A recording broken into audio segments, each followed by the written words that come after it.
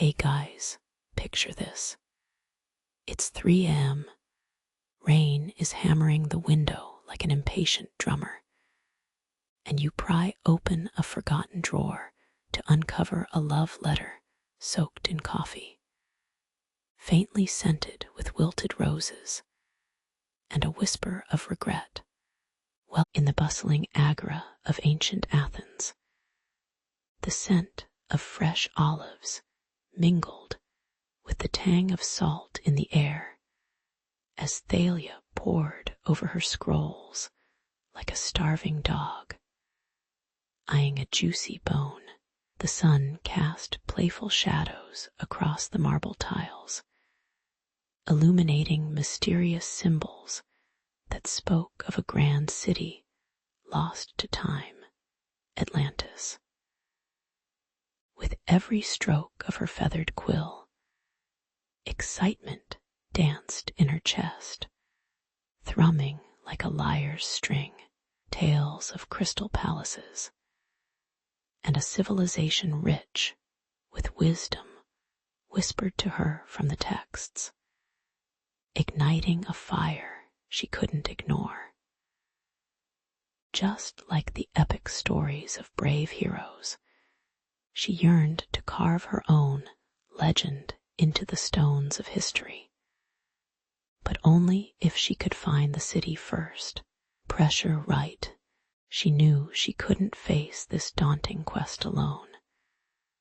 So she enlisted the help of her childhood companion, Icarus, the fisherman, with a spirit as wild as the sea's untamed waves. Icarus, known for his daring escapades and the occasional romance with a siren spoiler alert. It didn't go well, was ready to swap his nets for compass and map as they stood on the edge of their serene coastal village, where the salty breeze ruffled their hair like an enthusiastic hairstylist. Thalia couldn't help but marvel at their impending adventure.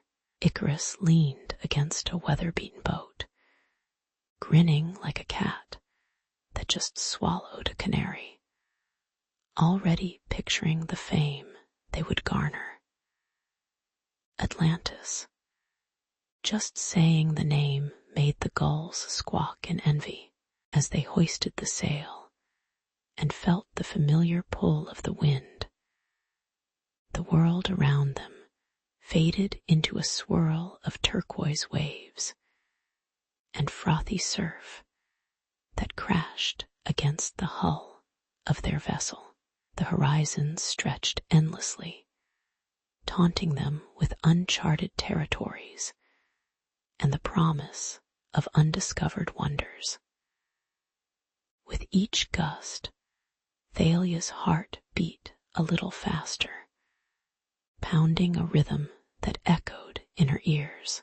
The call of adventure became a siren song, and even Icarus, typically more interested in fish than folklore, felt the thrill thrumming in his veins. With the sea air swirling through her hair, Thalia imagined vibrant streets lined with merchants hawking their wares, while golden statues towered over crowds of citizens, all breathing life into the myth.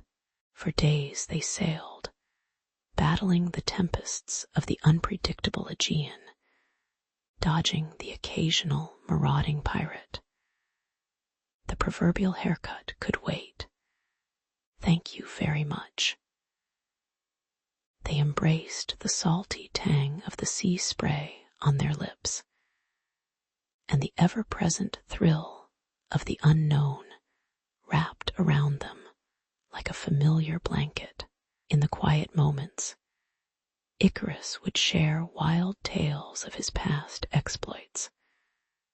Like that time, he mistook a massive octopus for an ancient sea monster, quickly learning that the octopus was less than pleased with being the star of his drama.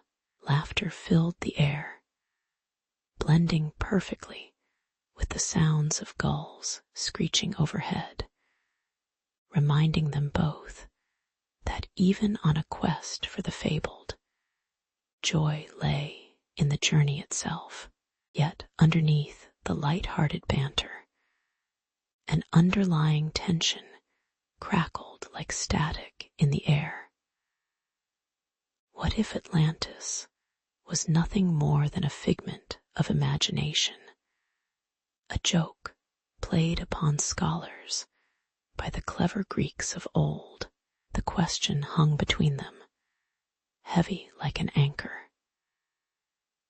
Thalia, ever hopeful, traced her fingers over the worn parchment, detailing ancient hints of the city, feeling the rough weave of history rub against her skin. Little did they know, as they steered their small vessel toward the sunlit horizon, that their quest would soon dive deeper than waves, unraveling secrets that would challenge their beliefs and forge their destinies. A journey harder than assembling IKEA furniture without the instructions. Thalia and Icarus stood at the bow of their modest ship, the salt spray stinging their faces like tiny, angry bees as the rugged waves crashed around them. The Aegean Sea, with its frothy turquoise depths, transformed into a surging beast, roiling under a blanket of ominous clouds. Shouts from the crew, an eclectic mix of rugged sailors chasing glory and young dreamers clinging to hope, seemed drowned out by the thunderous claps that echoed like an angry god above. We're not on a reality show, folks. This is a quest, Icarus shouted, though the irony of the statement almost made him chuckle. Real quests rarely came with commercial breaks. Yet here they were, these two brave souls, determined to unveil the secrets of a city lost to time, even as their ship tossed like a toy in a bathtub full of chaos. As the storm brewed, the horizon darkened like a scene out of a horror play, and the sailors around them whispered tales of ill-fated journeys. Atlantis. More like can't not lose your lunch on this wavy thingosis. One grumbled, his laughter stark against the howling winds, but their laughter turned to gasps when monstrous waves, taller than any tale they'd heard, crashed over the ship, tossing them like rag dolls. In true dramatic fashion, with a mighty roar that rivaled Zeus himself, the ocean claimed their vessel, capsizing it like flipping a pancake at a breakfast contest gone awry. Thalia and Icarus plunged into the icy embrace of the abyss, fear clawing at their very souls as they fumbled in the raging waters. Just when despair began to gnaw at their courage, a figure emerged through the chaos. A mysterious old man, clad in tattered robes that billowed like sails caught in the wind, with the wisdom of 1,000 voyages etched into the lines of his face. He reached out a gnarled hand and plucked the pair from the clutches of the water, as if they were mere fish caught in a net. Breathe, young adventurers. You've not yet seen the wonders of the world. nor have you met your greatest challenges," he declared, his voice rich with earnestness, tinged with a hint of mischief that made Icarus suspect he was more than he seemed. With a wink that felt almost cinematic, he bestowed upon Thalia a charm that glinted like a treasure trove's guarded secret and promised protection. "Keep this close, dear girl. It will serve you well, just as my grandmother's meatloaf served us during winters with no fire." The old man's words hung in the air like a thick fog, blending with the scent of wet earth and brine that now tinged their clothes. Thalia clutched the charm tighter, feeling the cool metal pulse with an encouraging warmth, a startling contrast to the frigid water they had just escaped. As if on cue, the storm withdrew its fury, leaving behind a sea that shimmered with every color of the sunset, calm and inviting, but still teeming with uncertainty.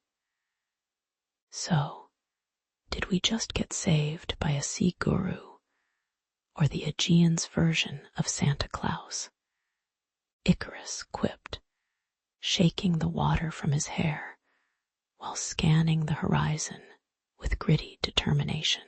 This encounter, however bizarre, lit a fire in their hearts. Their goal felt clearer than ever, even if they occasionally questioned their sanity.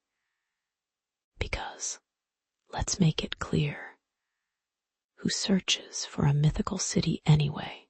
With renewed purpose, Thalia and Icarus wiped the lingering salt from their eyes and steered their ship back toward the now calmly glimmering Aegean Sea, where every ripple seemed to whisper secrets of lost civilizations. The horizon stretched before them, a tapestry woven with shadows of doubt, yet imbued with the promise of adventure. A bittersweet dance that flickered like a candle's flame. They both knew the old man's warning wasn't just a whimsical tale spun by an eccentric. Dangers lurked, as did wonders they could only dream of. Their trials had just begun, but they would face storms, ridicule, and whatever lurked in the depths, all in the name of uncovering Atlantis, with a charming twist and plenty of grit. And with the protective charm at her side, Thalia felt an unshakable confidence, ready to explore, conquer, and laugh in the face of adversity, even if it meant wrestling with chaotic waves and the occasional sarcastic sailor.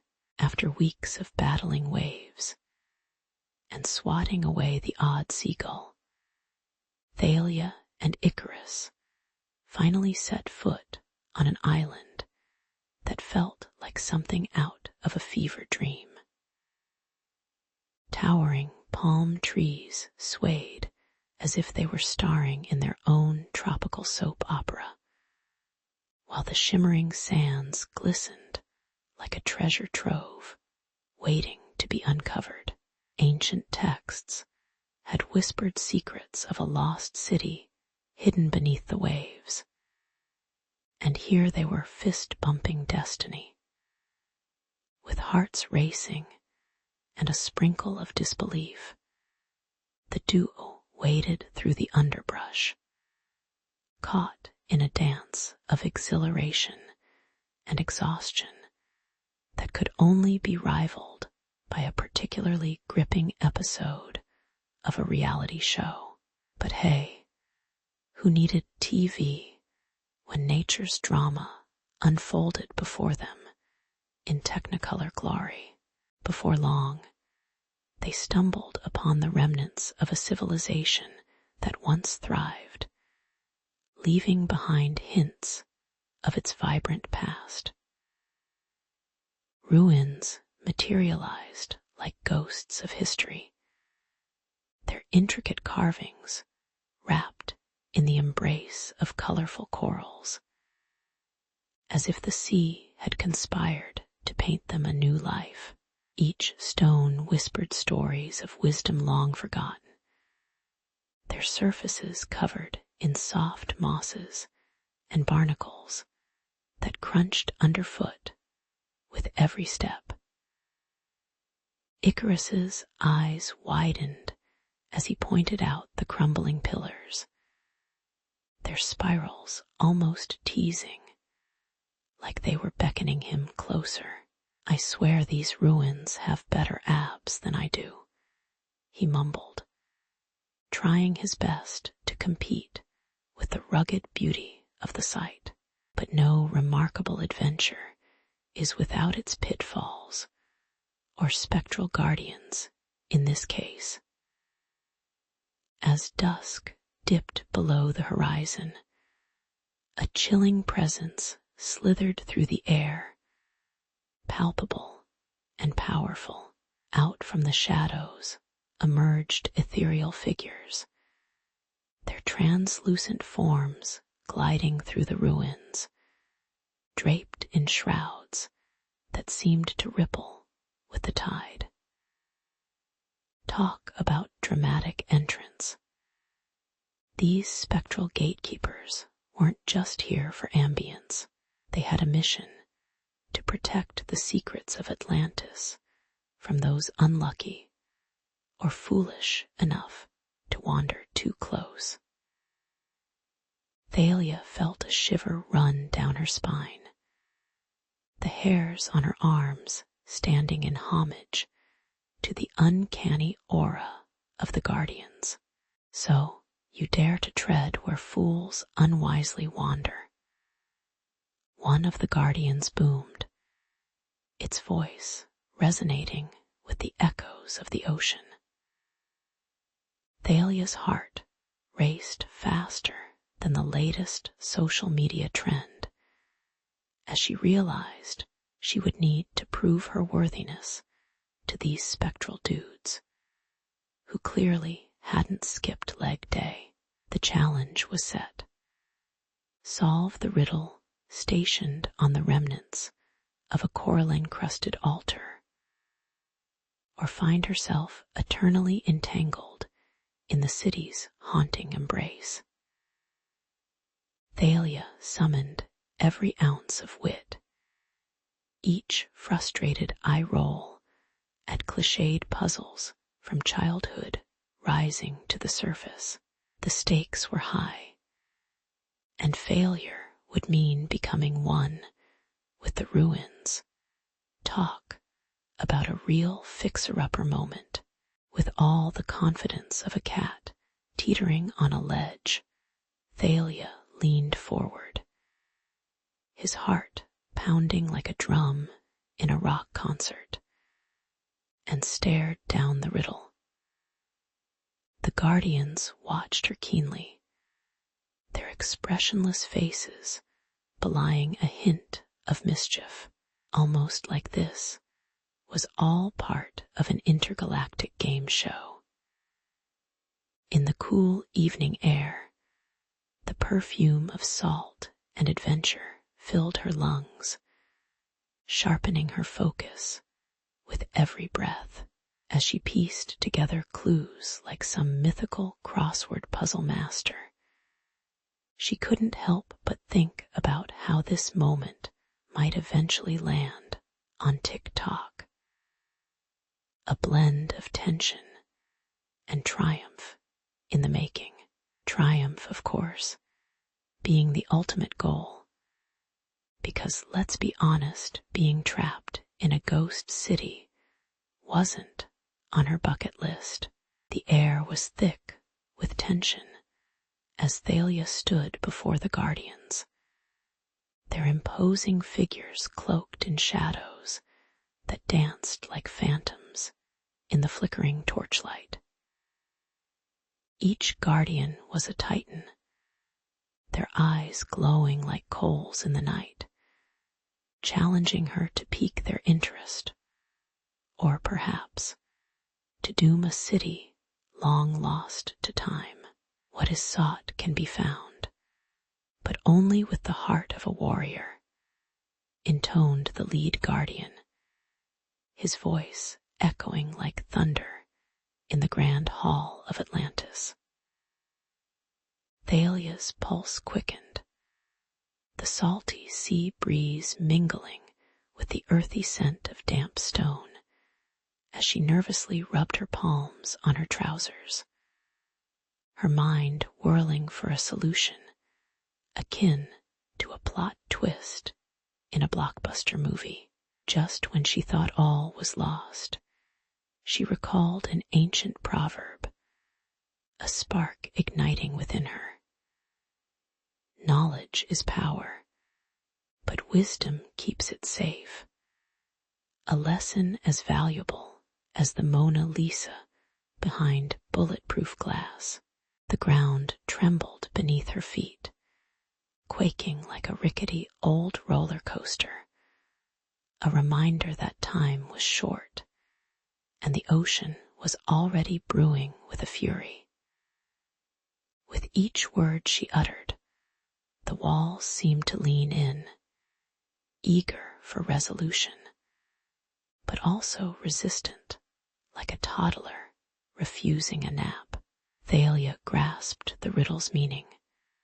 As clarity flooded her mind, Atlantis wasn't just a city of marble and gold.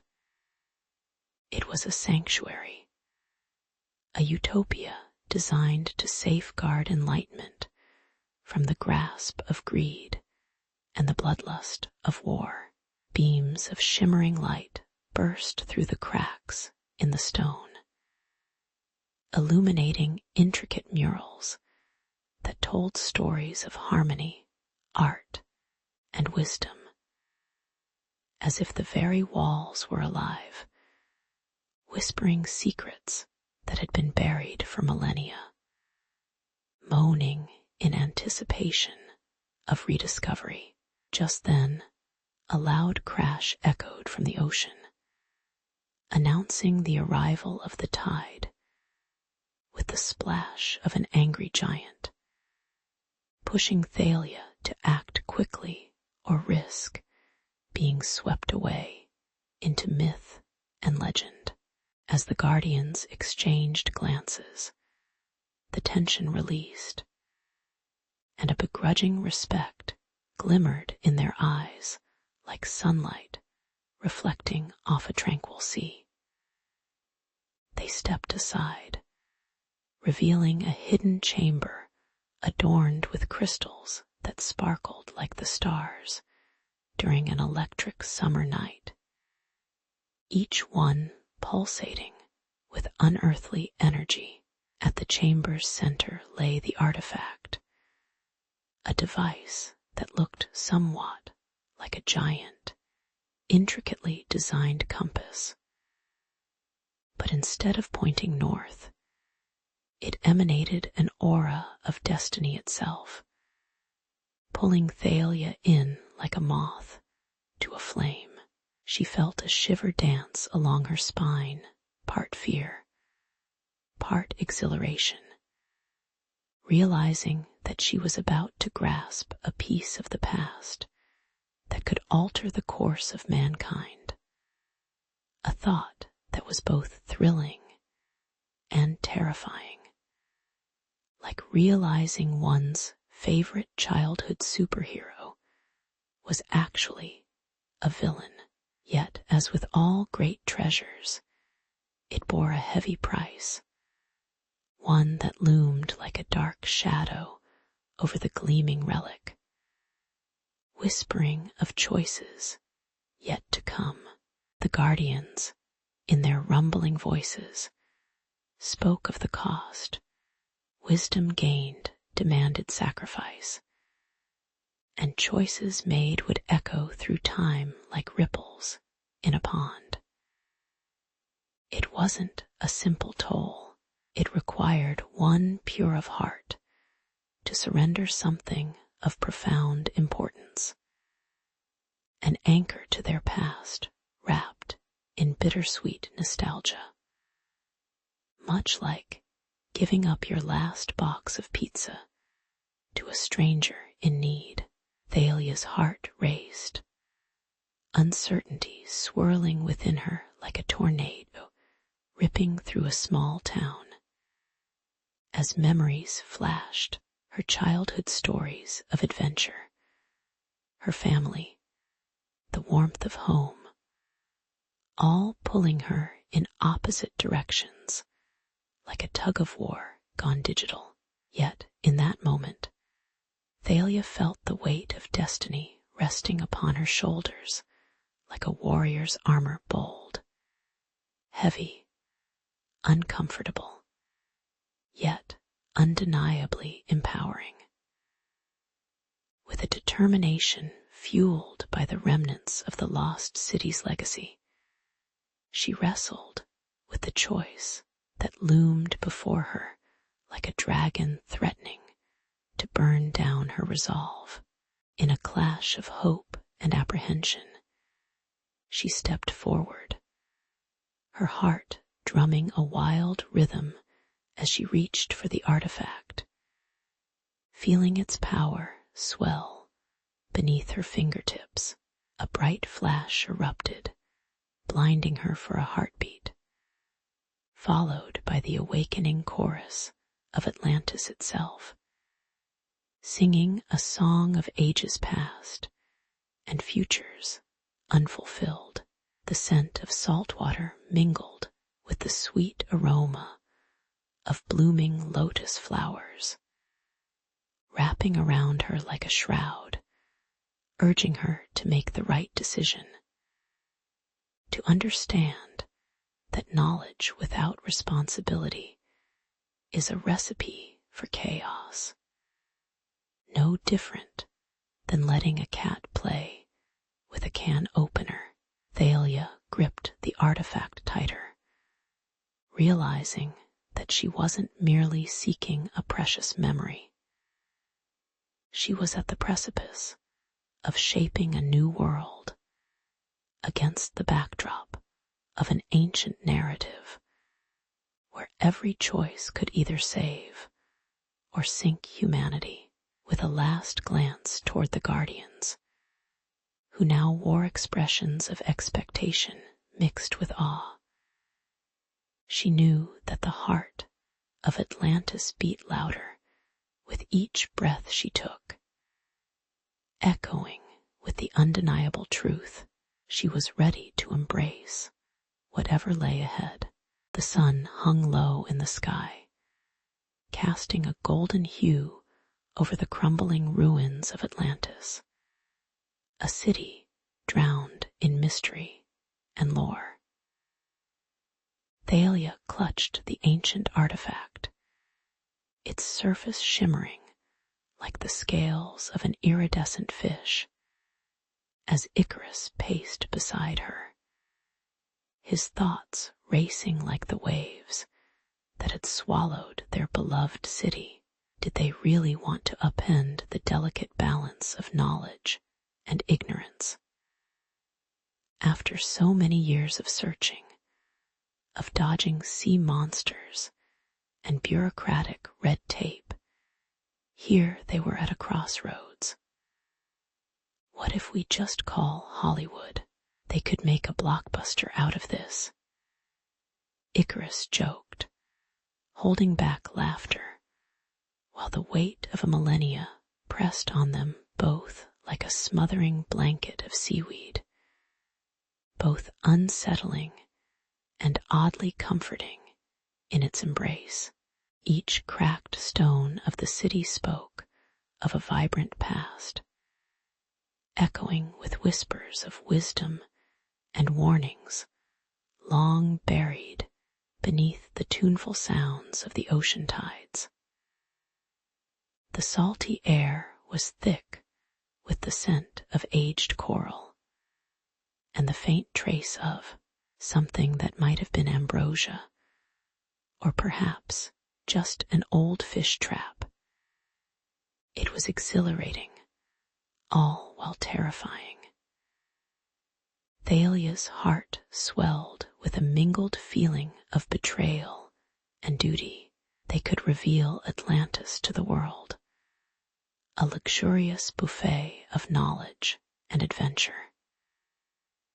Yet, they also knew that would invite greed, taking the city from a storied legend to a theme park, where tourists could play pretend with lazy seagulls. The irony wasn't lost on her. Instagram would ruin Atlantis before it had a chance to breathe again.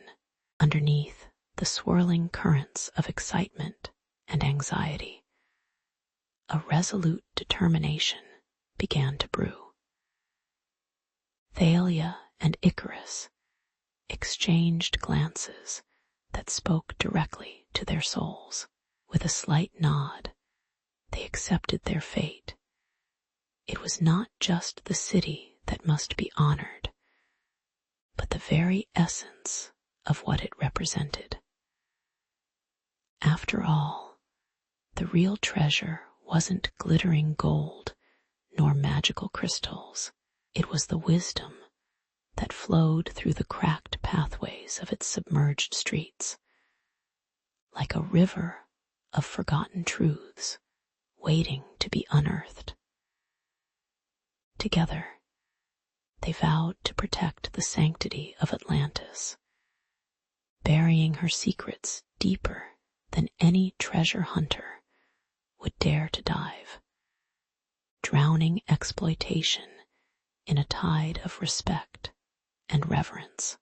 As they prepared to leave, the setting sun splashed the skyline with colors that would make a dozen artists weep. Crimson, violet, and orange hues flickered across the surface of the waves, each one a painting no one would ever see. The atmosphere buzzed with a peculiar mix of accomplishment and melancholy as they covered the ruins, cloaking them in weeds and rocks like a secret best kept under wraps. There you go, Atlantis, nice and cozy, just how you like it. Icarus laughed, attempting to lighten the mood, but the ghostly ruins only seemed to sigh in response, as if appreciative of their commitment. With one last look at the hidden city, they turned away, hearts heavy yet lifted by a sense of purpose that felt more profound than any selfie opportunity could provide. Finally, they arrived home heavily armed with stories and lessons learned beneath waves that had long forgotten their sweetness. As they shared their adventures with the world, they found themselves overwhelmed with a peculiar nostalgia for the future. A future where the echoes of Atlantis could mold humanity into something better. Imagine if ancient wisdom was the new black, Thalia exclaimed, channeling her inner fashionista. Armed with the wisdom of the past, they strode into a new age, eager to reshape the modern world, not into a Davy Jones's locker, but rather a vibrant tapestry woven from the threads of our shared history. The legacy of Atlantis, buried but unbroken, became their guiding star. A way of life ensuring that the lessons of old would be etched not just in memory, but in action. In the heart of London, 1940, was a symphony of chaos, where the haunting wails of air raid sirens sliced through the smoke-stained sky like knives. Aliner, a spirited young woman with fiery red hair that danced in the wind, stood on a bustling street corner, her heart pounding as she watched men march away, uniforms crisp and spirits high. It was a strange irony. These brave lads were heading off to war, while she and her friend Ruth were left to make sandwiches for them. The city was a mix of fear and fortitude. Shops boarded up their windows, while the scent of burning coal hung like a thick fog, reminding everyone that danger lurked in every corner. But amidst this unease, a spark ignited within Aliner. She refused to be sidelined while others fought for their country's future. It was time for her, and women like her, to step into the fray, if only in their own unique way. Ruth, on the other hand, was no stranger to grease and machinery. She could fix a car as easily as she could change a light bulb, skills her father had instilled in her during those long, rainy afternoons. With oil-stained hands and a mischievous grin, she leaned against a rusted toolbox, her eyes twinkling with mischief as she imagined what the WAAF would be like. "We'll show them," she declared, her voice daring and bold, much like the heroines of the silver screen, though without the glamorous hairdos, of course. "It's time to give our coffee makers a break and start handling some actual hardware." The air buzzed with excitement as they stepped into a world that was mostly off-limits to women, a world of airplanes, engines, and perhaps a little bit of rebellion. All at once, they were more than just bystanders. They were poised to take their place in the annals of history, one wrench at a time. With their decision made, they stood in line at the recruitment office, the scent of damp paper mingling with nervous sweat as they awaited their turn.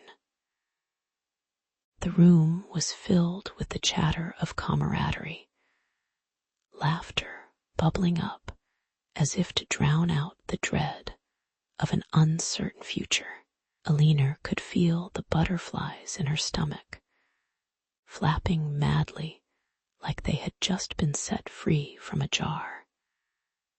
But she squared her shoulders with resolve.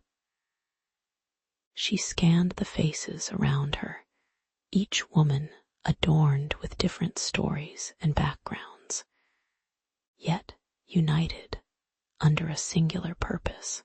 There were no delusions of grandeur here. They were aware that their contributions wouldn't always be recognized, but brave hearts often thrived on quiet victories, didn't they? They were the unsung heroines, the whispers in the war, determined to carve their names into a gritty reality that would forever change the world. As the days rolled on, the training camp echoed with the sounds of laughter and the slap of canvas against skin, the unmistakable perfume of sweat mingling with the sharp tang of aviation fuel. Aliner and Ruth, alongside their fellow recruits, scrambled to keep up with the rigorous drills, while secretly chortling at the clumsiness that came with unfamiliar equipment. I think I'm more likely to take down a Spitfire with my hammer than fly one. Alina joked, her laugh ringing out across the tarmac as she fumbled with tools that felt alien in her grasp. Yet through every misstep and giggle, their resolve hardened like iron. Each blunder was merely a stepping stone toward the future. The transformation from naive women into empowered warriors was slowly happening right under the constant thundering of the skies where bombs fell, and hope flickered like a candle in a tempestuously dark room. With each passing moment, the women of the WAAF were shaping their destiny, not by waiting for permission, but by charging fearlessly into the fray. They became the backbone of the war effort, often overlooked yet integral, keeping the skies secure while men were fighting on distant fronts. Alina had often dreamed of being the star in a Hollywood film, but here she was living a story more profound, one filled with grit, perseverance, and a dash of humor, where every engine repaired was a silent scream against oppression. They were not wearing capes, but this band of sisters was unmistakably superhuman, proving that you don't need a uniform or a title to be a hero. As the city roared around them, they were no longer mere whispers. They were the thunder that would echo through history, fueling a revolution that would shape generations to come. As Alina and Ruth trod the sodden grounds of the WAAF base, a cloud of uncertainty loomed over their resolve. The scent of oil mixed with damp earth clung to the air, and the cacophony of engines roaring to life felt like a daunting symphony. Alina, with her keen eyes and quick fingers, was set to become a signal operator, decoding the Morse of enemy movements like a magician reading the cards. Yet, despite her cunning skills, the men around her often treated her presence as an afterthought, like the dog that always followed but rarely deserved a treat. It was as if the glorious wartime camaraderie only applied to those with trousers and a swagger, leaving her to navigate a world stitched together by threads of both valor and vexation. Meanwhile, Ruth had a passion for grease and metal that stirred even the most indifferent hearts. She wielded wrenches and screwdrivers with the same finesse that chefs wielded knives. It was an art form in the chaos of machinery. The whirring and clattering of aircraft engines surrounded her like a battle hymn, as she deftly maneuvered under the sprawling wings of a Spitfire. But even as she tightened bolts and honed her craft, she sensed the lingering gaze of derision from male mechanics who just couldn't wrap their heads around a woman getting her hands dirty. It was ironic, of course, that the very machines they relied on were the result of women's ingenuity. But glory was still a sport reserved for the boys, leaving Ruth to assert her worth with every confident twist of a wrench. In the midst of metal and Morse code, Alina discovered her heart tangled in the sweet yet aching conundrum of love. James, that dashing pilot with a grin that could melt steel, was everything a girl could dream of, and a whole lot more each time he sauntered by, his uniform crisp and air of bravado unmistakable. Alina felt butterflies draft, dodging her stomach. But the bitter taste of fear lingered. What if he became another casualty to the war's insatiable hunger? The irony of falling for a man who might soon take to the skies, leaving her with nothing but echoes of laughter, gnawed at her heart like a persistent pest. The evenings in the barrack were a riot of emotions, where camaraderie mixed with unspoken fears. Alina and Ruth would share stories, half-heartedly laughing over the absurdity of their assignments, while fending off the notion that their contributions were anything less than essential. They laughed over cups of steamy tea, the warmth from the mugs almost rivaling the simmering frustration they felt toward their colleagues' dismissive attitudes.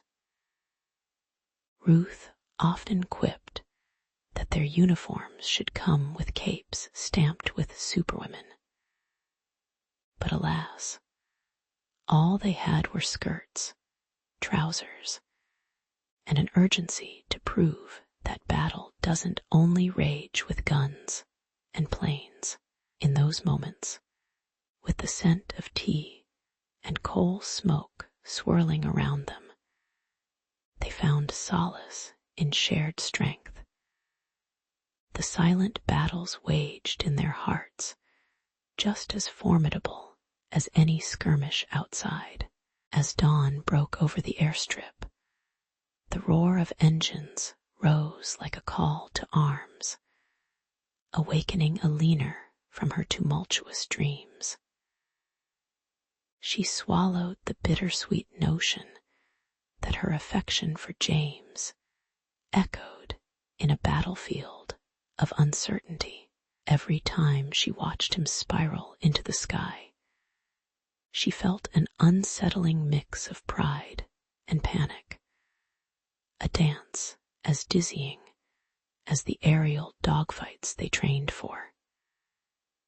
Every goodbye felt like a pendulum swinging, a relentless reminder that love was as perilous as war itself. Yet, amidst the trials of the heart, Alina embraced every fleeting moment, understanding that in the shadow of the battlefield, the bravery of their silent struggles birthed a fierce resilience, the kind of spirit that could weather any storm. As black clouds loomed on the horizon, signaling the gathering storm, the air crackled with tension at the WAAF headquarters.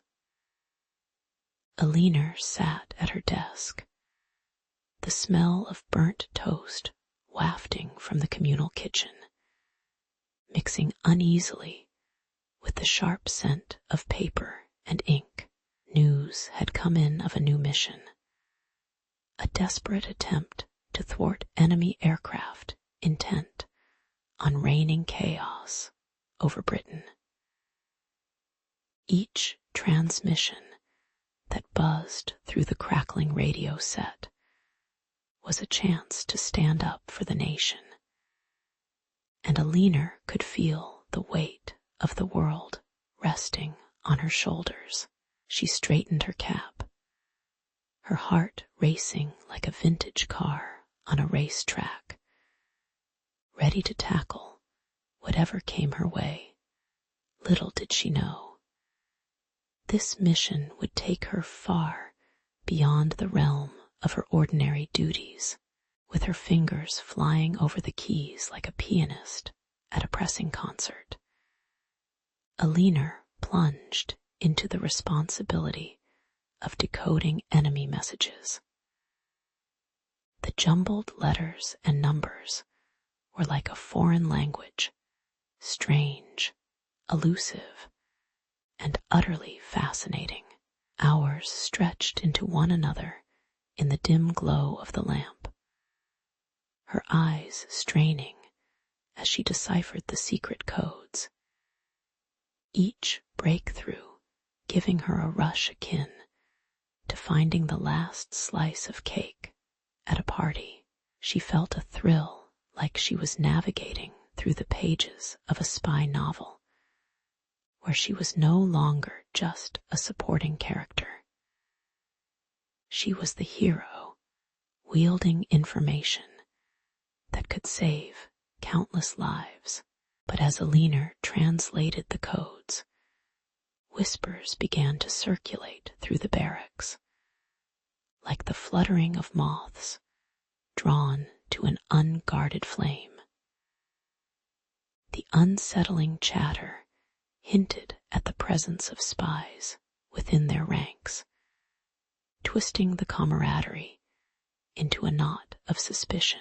Women who had once shared lunch and laughter now exchanged wary glances, their smiles dimming like lights flickering in a storm. Just when Alina thought she was locking in on the enemy through the messages, she had to navigate the minefield of distrust building between her fellow wafts. It was ironic. Their sanctuary had suddenly morphed into a battleground, where dishonor might lurk behind a friendly face. Beneath the din of daily drills, the fabric of Alina's life began to fray. Her stomach churned. The clattering of aluminum trays in the mess hall sounded like ominous warnings, and sleep was a fleeting ghost. Each night, as she prepared to lie down, her dreams became trenches of anxiety, filled with shadows whispering doubts. Were they truly all on the same side? The laughter that once echoed through the hallways now felt like a distant echo, replaced by the thudding reminder of secrecy and fear. And yet, amid the tension, Alina clung to hope like a sailor, searching for land amidst a tempest, convinced that unveiling the truth could solidify their unity against a common enemy. Amid the chaos, Alina's resolve tightened like a spring, fueling her unyielding spirit. She was no longer just a cog in a machine. She had transformed into a crucial element of resistance against an invisible foe. On days when the world outside felt like a war movie gone awry, her role felt almost heroic, a blend of Wonder Woman and J. Edgar Hoover. If Hoover had a knack for decoding ciphers, so she pushed through, deciphering each coded message with renewed determination, knowing that with each letter she cracked, she was one step closer to not only saving lives, but reclaiming the trust among her comrades. The gathering storm may have cast shadows over their heads, but Alina's mission was a beacon of hope, a call to arms shrouded in silence, forging strength from the most unexpected places. Under the cover of darkness, the airbase buzzed like a hornet's nest, disturbed by a child. Shadows slipped through the thick night air, cloaking the soldiers in a veil of adrenaline and fear. Alina stood by the radio, her heart racing like a dial-up modem connecting to the world. Just then, the sound of air raid sirens screamed through the night, mixing the acrid scent of burning fuel with the earthy smell of damp soil. In a matter of seconds, chaos erupted like popcorn popping in a microwave, and the clatter of boots on concrete replaced tranquil silence. As planes overhead roared like angry giants, ready to meddle with fate, Alina knew she had to keep her head in the fray. After all, bravery wasn't just for the guys flying bombers. It was a team sport, and she was determined to play her part. Just as the first explosions rattled the rafters, Alina's mind raced with calculations, plotting the locations of enemy movements in the chaos. The fierce crackle of gunfire sliced through the air, mingling with the dull thud of bodies hitting the ground. It was like a twisted game of chess, where the pawns were all stressed-out women, and the stakes were higher than a live concert ticket to see the Beatles. Amidst the chaos, Alina relayed vital intelligence over the radio, her voice steady as a metronome, contrasting the pandemonium that enveloped her. Every word was a beacon, lighting the way for her comrades, fighting against an unseen enemy, lurking like horror movie villains in the shadows. Then came a bone-chilling scream that curdled the air, slicing through Alina's focused thoughts. Ruth, brave and tireless, was sprawled beneath the wreckage of a damaged airplane, her breaths shallow and uneven. Just imagine being caught between the wings of a metaphorical Iron Man and feeling anything but invincible. It could add a whole new meaning to the term, crushed. Panic surged through Alina as she heard that sound, the unmistakable soundtrack of a sister in distress. For a brief moment, the world slowed, and she wrestled with the orders blaring in her ear to stay put. But Alina wasn't one for following rules that would see her friend left behind. She was a warrior in a dress, time to save the day. With heart pounding like a drum solo at a rock concert, Alina sprinted toward the wreckage, dodging debris and the fire's bitter breath. The heat assaulted her senses, and the acrid smell of smoke clawed at her lungs. But nothing would stop her. If this was a race against time, she was running the marathon. As she reached Ruth, time felt like a slippery fish as Alina dug through the jagged metal like some kind of life-saving archaeologist. She could hear the distant hum of engines and the cries of wounded soldiers, but they became background noise to the main event. Her friend. With each lift of twisted metal, hope flickered. It was the kind of moment that made you want to scream at the sky like a superhero fighting for justice, knowing full well that reality was a complicated battlefield Finally, with one last effort, Alina freed Ruth, who coughed up the remnants of smoke and fear like a kickback of a forceful slap from life itself. The bond between them felt like an unbreakable chain forged in the fires of war and cemented by unyielding friendship. As they lay on the ground, caught in their own disbelief and exhaustion, Ruth chuckled despite the pain. I guess we can add demolition expert to our resumes.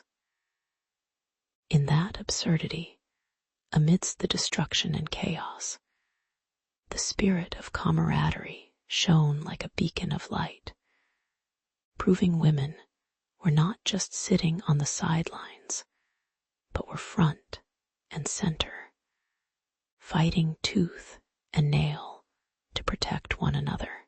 Beneath the ashes of war, resilience and kinship rose, displaying the true tapestry of bravery that might never see the history books, but resonated in the hearts of those who lived it.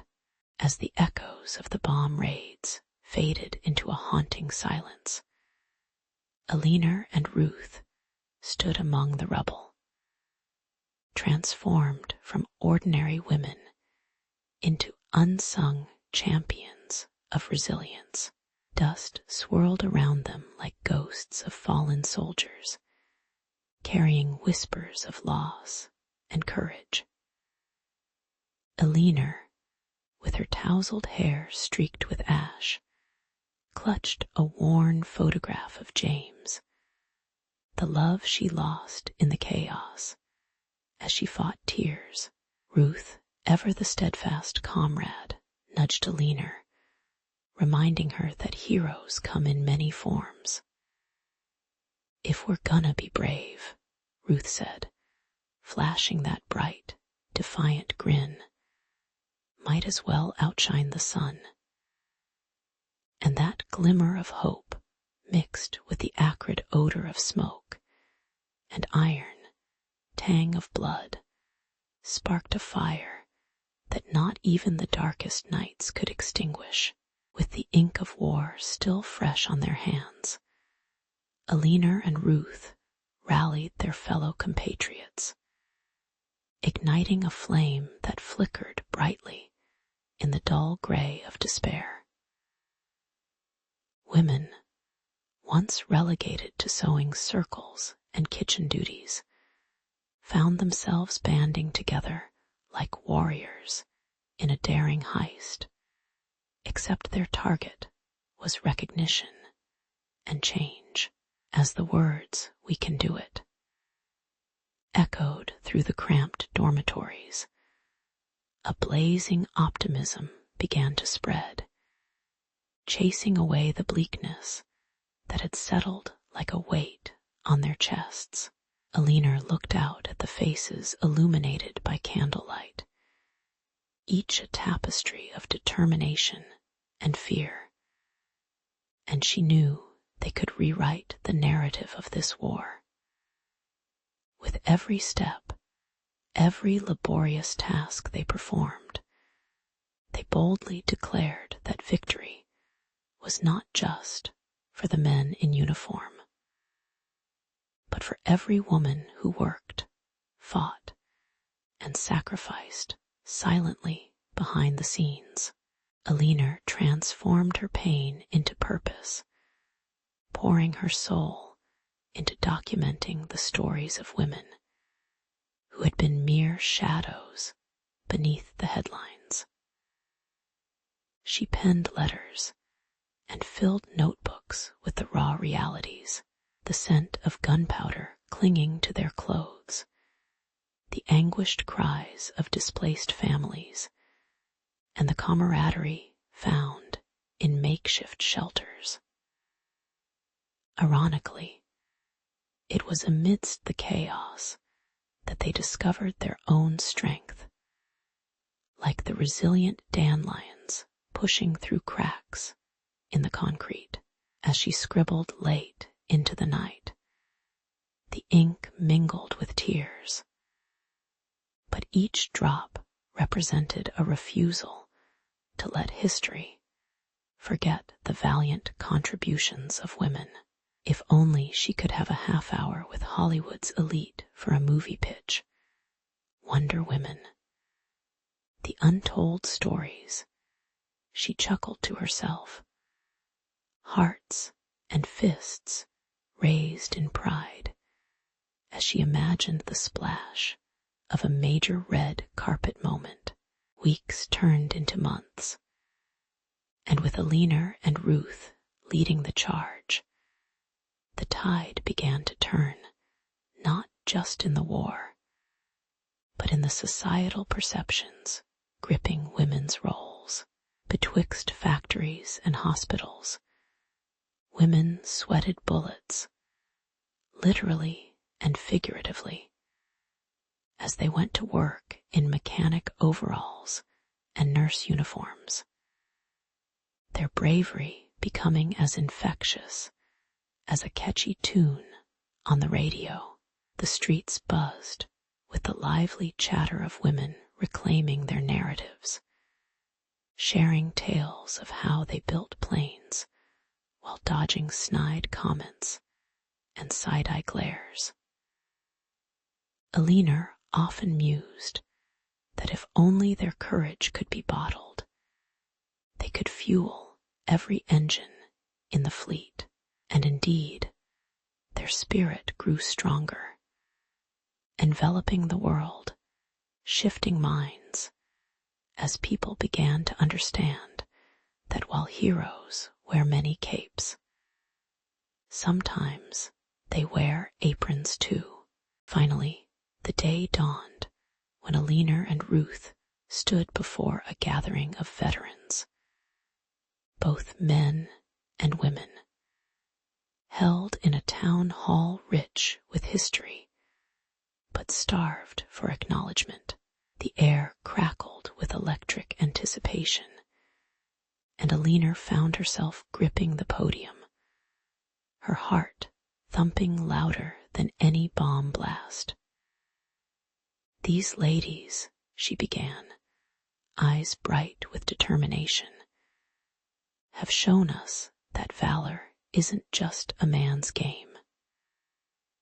Chuckles and murmurs rippled through the crowd, punctuated by knowing nods. The applause that followed was thunderous, washing over them like a wave, each clap like a pat on the back that said, "You matter." With eyes on the future, Alina and Ruth forged ahead, vowing that the stories of women in war would no longer linger in the shadows, but flourish in the sunlight of honor they so richly deserved. In the lush, emerald highlands of what we now call Colombia, a potpourri of tribes began to stir. These weren't just any tribes. They were the seeds of the Muisca Confederation, sprouting from rich, volcanic soil like a well-watered garden. Picture a world where the air buzzes with the chatter of bustling markets, where the smell of freshly harvested maize mingles with the earthy scent of the mountains after a rain. Here, every sunrise painted the horizon gold, an omen perhaps of the treasures that awaited talented hands and intuitive minds. In this vibrant tapestry, fields of corn danced with the wind, as lush valleys echoed with the sounds of laughter and the murmur of trade, weaving a complex story of unity among the tribes. Enter Bachika, a figure not unlike your favorite mythic quest giver in a fantasy video game. This wise leader, clad in robes that flutter like the wings of divine birds, embodied a vision that was as grand as it was benevolent. Sent by the heavens, he strolled among the people, imparting wisdom like a wise old sage whose beard catches the light in just the right way. Only this sage could command thunder and rain, but don't picture him sitting in a cozy, dimly lit tavern. No, he roamed the hills, blessing crops and guiding his people through natural disasters that could rival the worst scenes of a disaster flick, reflecting the chaos and beauty of his surroundings. Bachika became a beacon of hope, lifting spirits while tackling the daunting challenges of changing weather and defiant rivalries lurking in the shadows. Now, not all was sunshine and rainbows in the Muisca Confederation. Enter Zipictonal, the ambitious chief whose dreams of power and glory were as bold as a pop star's ego during a world tour, fueled by visions of unification. He charmed neighboring tribes like a snake oil salesman at a county fair, weaving colorful tales of alliances that promised wealth and security. Imagine him standing atop a rocky cliff, wind whipping through his hair like a dramatic music video montage, rallying his people with grand proclamations that made them feel invincible until the next rival tribe ambushed them. Of course, Zipictonal's hunger for dominance danced dangerously close to the flames of chaos, and you could almost hear the collective gulp from the tribes each time he spoke of expansion. With life in full swing, the Muisca Confederation climbed the ladder of prosperity with both grace and peril. The agricultural landscape burgeoned, transformed into a patchwork quilt of vibrant crops that sang of hard work and unyielding spirit.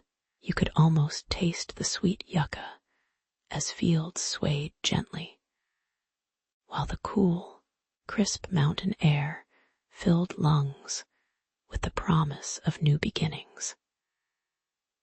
But nature can be a fickle mistress, swinging from nurturing rains to droughts that made the earth crack like an old pair of sandals.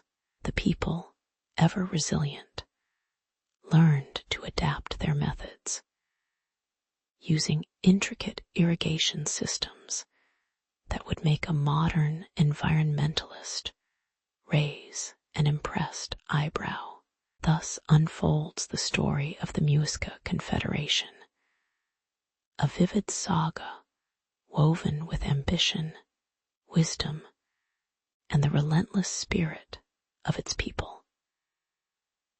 As roots sunk deeper and alliances formed like an intricate dance of partners, this rising civilization crafted a unique identity that thrived amid challenges.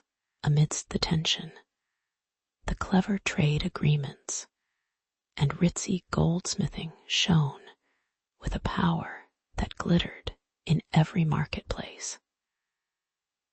Voices rose in joyous harmony at festivals that filled the air with the sweet fragrance of roasting meats and fresh fruits, and amid the laughter, loyalty thrummed like a heartbeat, reminding each individual of the beautiful mosaic they were creating together. Like an unbreakable bond forged in the heat of history's furnace. As the Muisca Confederation expanded like a wild river, overflowing its banks, the shimmering dream of unity began to muddle with darker tides. The unyielding vision of Zipictunnel clashed like a thunderstorm with Bochica's teachings, which preached harmony and peace.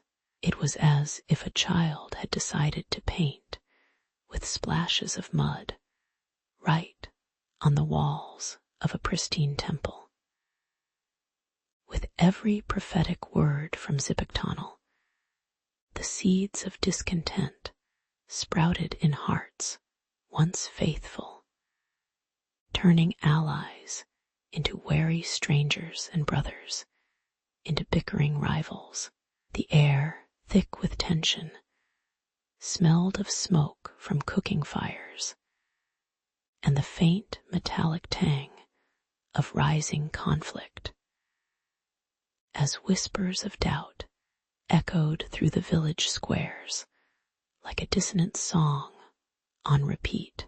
But just when you thought it couldn't get messier, enter Funza, the ambitious warlord, a figure reminiscent of a villain straight out of a Renaissance fair. He saw this brewing chaos not as a storm to weather, but as a ripe opportunity to exploit. Like a sly fox in a henhouse, he fanned the flames of distrust among the clans, sowing rumors with the deftness of a bard spinning tales over a campfire. Each skirmish he orchestrated was a beat in a bloody dance, a frenzied beat that would make even the most hardened warriors clutch their swords tighter. With the scent of betrayal wafting through the fields and the thrill of power in the air, Funza reveled in the madness he meticulously crafted, his eyes glinting with the promise of dominion.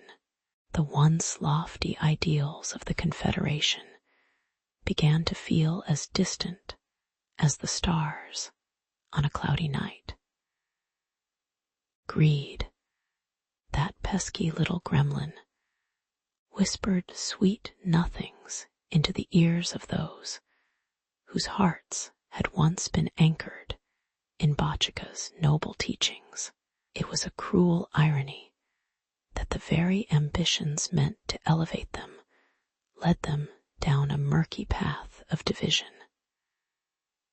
Like a game of musical chairs gone awry, alliances shifted and cracked underfoot, causing unexpected tumbles and bruised egos. The smell of sweat and determination hung in the air as clashes erupted, painting the earth with the stark reds and browns of conflict. Each burst of violence, a tragic betrayal of the unity they once cherished. And yet, even amidst the chaos, pockets of resilience flickered to life like stubborn campfires in the dark. There were those who clung to the spirit of Bochica, rallying to ignite a resistance, their voices a melody of hope against the cacophony of war drums. Their chants resonated through the valleys like an old-school rock anthem, urging the tribes to dig deep into their roots and remember what truly mattered. The aroma of communal feasts hung in the air, an enticing reminder of shared heritage, bonding the staunchest of foes under the same sky. But was it enough? As the rattle of swords and the cries of the wounded echoed, each heart raced heavier toward an uncertain fate. As the Confederation teetered on the brink of collapse, the dance between ambition and unity grew dangerously exhilarating, much like a high-stakes game of Jenga. Will the Muisca find a way to stitch together the frayed tapestry of their alliance? Or will Funza's nefarious plans lead them down a path of irrevocable ruin? The winds howled like angry spirits, carrying the scent of hope and despair alike. A potent reminder that even in the direst of times, the sweetest fruit can grow from the most barren soil. And so, as the sun dipped below the horizon, casting long shadows over the land, the true battle for supremacy began, not just over territory, but for the very soul of the Confederation itself. And who knows, perhaps even the great Sipektonal would learn that sometimes a little humility can rewrite the narrative in ways no one ever expected. Picture this.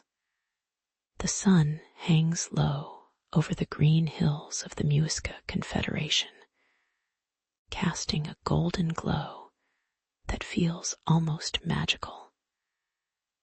If only the blooming flowers and chirping birds could forget about the imminent doom. Tension crackles in the air as two prominent leaders, Bachika and Sipektonal, stand on opposite sides of a political chessboard, each clutching their pawns like they're planning to win a national championship. The once unified tribe is now split, teetering precariously on the edge of war, a spectacle reminiscent of an ancient soap opera full of drama and betrayal. With each passing day, their heated arguments ignite like a bonfire, spreading flickers of doubt among the Muisca people. The sky feels heavier with that eternal question. How did they get to this point of division? Alas, the fragile alliances begin to fracture, and trust evaporates like morning mist under the unforgiving sun. You see Funza's forces, lurking like cunning foxes in the underbrush, smell blood. The kind that makes a predator giddy, seizing the golden opportunity. They launch a series of audacious raids that resonate like a horror movie soundtrack, striking fear in the hearts of the Muisca. Villagers awaken to the echoing clash of spears and the rancid odor of smoke, while their once proud unity crumbles into dust. Oh, the irony. A people once bonded by strength now find themselves fighting against dwindling trust, while the enemy celebrates their disarray like it's a carnival. With each raid, the beauty of their crafted alliances transforms into a bitter joke. The kind that's funny until it's not. Picture villagers whispering tales of betrayal beneath the starry night sky, where stories that once united them become ominous warnings. The smells of roasted maize and the vibrant colors of ceremonial garments fade into stark reminders of lost unity.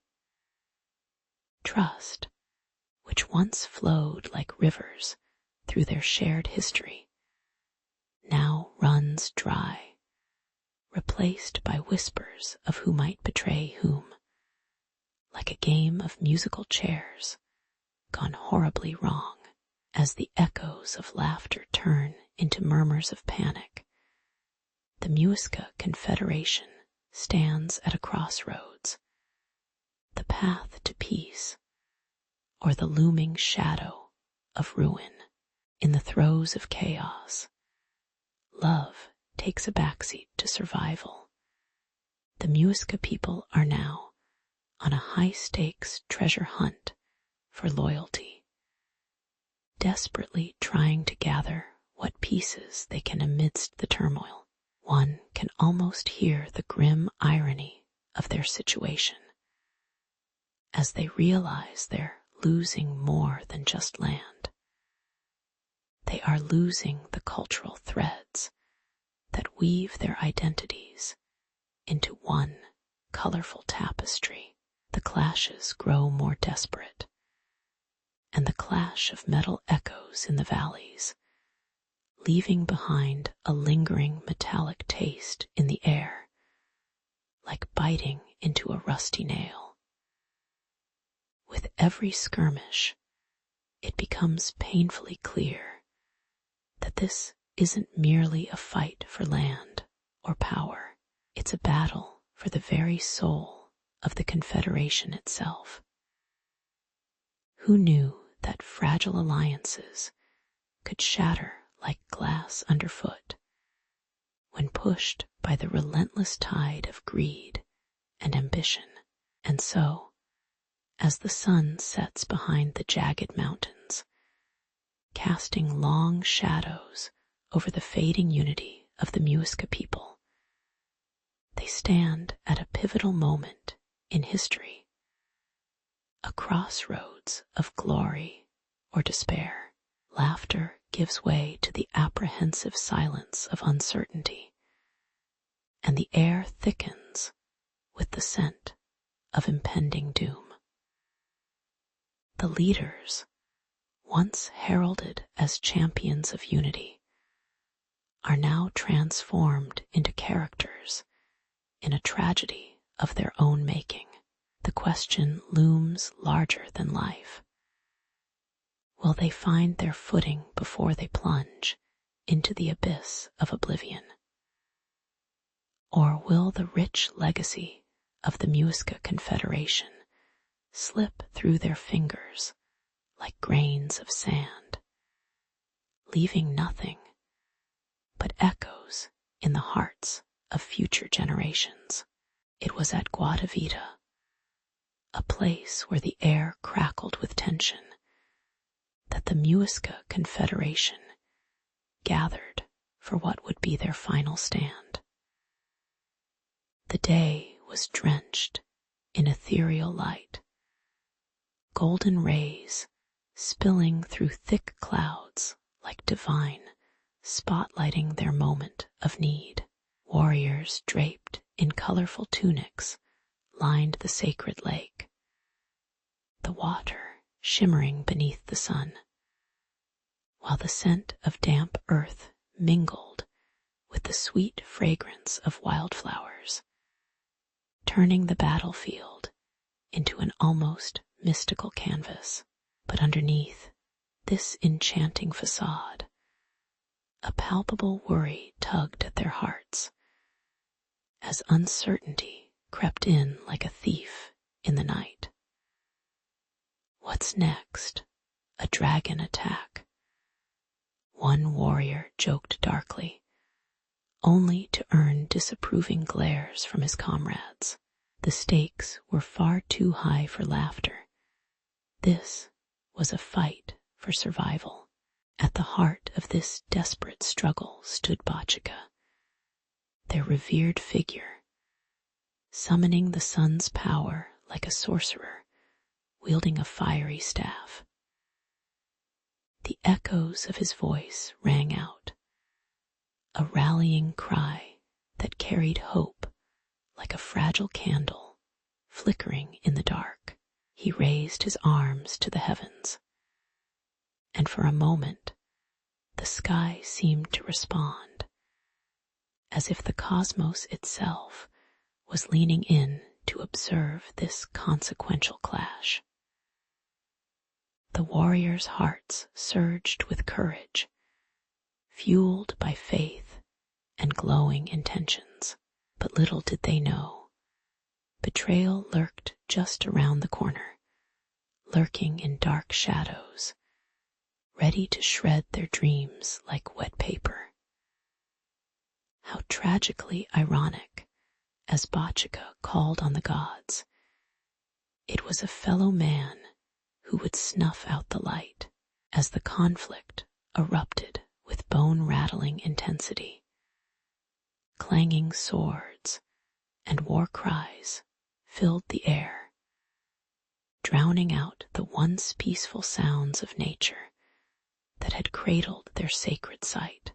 The lake, which had seen countless rituals, now bore witness to chaos, reflecting a surreal blend of chaos and beautiful tragedy. But amidst the clamor of battle, whispers of treachery slithered through the ranks. Allies became foes. Fear turned friends into backstabbers faster than you could say Game of Thrones. The moments that followed unfolded like the unraveling of a complicated tapestry, each strand representing the hopes of a community, now hanging by a fraying thread. By sunset, the battlefield transformed into a symphony of loss. The wounded lay crumpled like discarded dolls, while cries of anguish echoed against the breathtaking mountains surrounding them. The sun dipped below the horizon, bleeding hues of crimson and gold that mixed with the somber reminders of what once was. Fellowship fell apart faster than a pop star's marriage. Alliances cracked under pressure like dry earth desperate for rain. The Muisca's heartbeat, once vibrant and united, began to falter.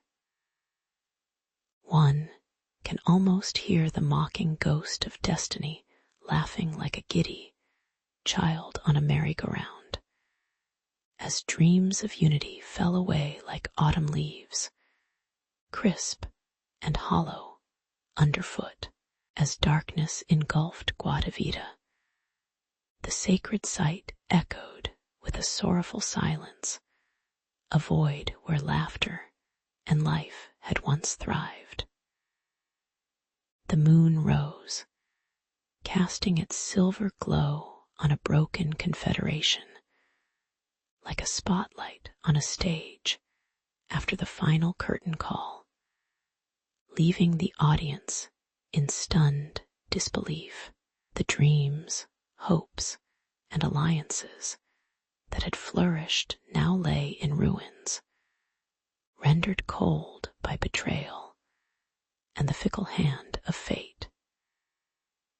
In that grave stillness, those who remained felt a crushing weight bearing down on their chests. The Muisca Confederation, once a beacon of strength, now found itself scattered like ashes in the wind, leaving behind only the fragmented memories of what had been, echoing through the ages like a haunting melody lost in time. Years drifted by like clouds in the sky, and what was once the mighty Muisca Confederation now echoed through the valleys as mere whispers. The golden treasures that once sparkled like the stars above the Andes had turned into cold, forgotten artifacts, resting in the dusty corners of the past. New tribes settled in the land, each with their own legends, stories, and the occasional bumpy skip of a comic relief moment. Think of them as the new tenant using your old couch, but insisting It's now retro, while the Muisca's shimmering gold became a distant memory. Its significance glimmered like residual sunlight on a foggy morning, hinting at the grandeur that had once been, and then vanished, as if it had slipped through time's fingers like sand. As elders passed around tales of old, their eyes twinkled with mischief, tattoos of history inked deep into their memories, filled with the heady scent of adventure and ambition that hung in the air like the aroma of fresh bread from the village baker's oven on a Sunday morning, hinting at the flour and water mix that makes life rise and thrive. Amidst the rustling leaves, the air carried the memorable wisdom of Bachika, the revered teacher who had once walked among the Muisca. His stories twined into the fabric of daily life, children playing in sun-dappled fields, eagerly gathered round, as elders' voices bore the weight of ancient knowledge. Choose unity over ambition, they would advise with the gravity of Hector facing Achilles, and the playful spark of Yoda sharing wisdom with the Jedi. Each lesson, a scalpel slicing through folly, urged future generations to reflect on the cyclical nature of success and downfall, highlighting how even the mightiest can stumble like an awestruck fan meeting their celebrity crush and not knowing what to say. The lessons lingered in the air, as if the ghost of Bachika himself floated among the grassy knolls, strumming a harp made from the laughter of those who came together and fell apart with time's gentle, yet relentless hands. But what irony washed over the land, as these stories, once soaked in the richness of the Golden Age, now fluttered away like autumn leaves caught in a careless breeze. The thick fog of history nestled into the valleys, wrapping around blossoming flowers that knew nothing of what had transpired. Young warriors, adorned with feathers that rustled like the soft whispers of their ancestors, readied themselves for battles against rival tribes. Their preparation was equal parts bravado and comedy, like a nature show where a deer triumphantly throttles a lion's narrative. And yet, despite their preoccupations with glory, the lessons of the past were woven into the very heart of their village, reminding them that grandeur without wisdom is just a glittering folly, and they might end up as yet another ghost in a land washed clean by the greedy tides of time. The sweeping landscapes echoed with the cries of children, their innocent laughter juxtaposed against the weight of history laid before them like the backdrop of a dark fantasy film. They played war games, reenacting the unions and disagreements of the past Muisca, swinging make-believe swords fashioned from sticks and dreams. Yet, in the eyes of their guardians, the cautionary tales loomed like shadows, urging them to recognize that the past, no matter how far-fetched, is still the foundation of their present. Much like how teenagers transform cringeworthy high school drama into nostalgia years later. The elders often chuckled as they watched the young ones, remembering their own youthful exuberance marinated in the ambition of bygone days, full of desires to carve their names into history, as if it were made of soft clay waiting for ingenious sculptors. It was all a grand performance beneath the azure sky, a mix of hilarity and solemnity, the stage set for the next act in a never-ending play, where everyone was both the protagonist and the ghost of someone who came before. And as the sun dipped below the rolling hills, the hues of orange and purple swirling together like the spirits of those who once thrived, the weight of the lost civilization settled like a cloak over the valley.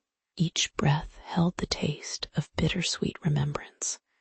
The nostalgia hung thick in the air, permeated by the sense of earth and the soft, alluring call of the wind.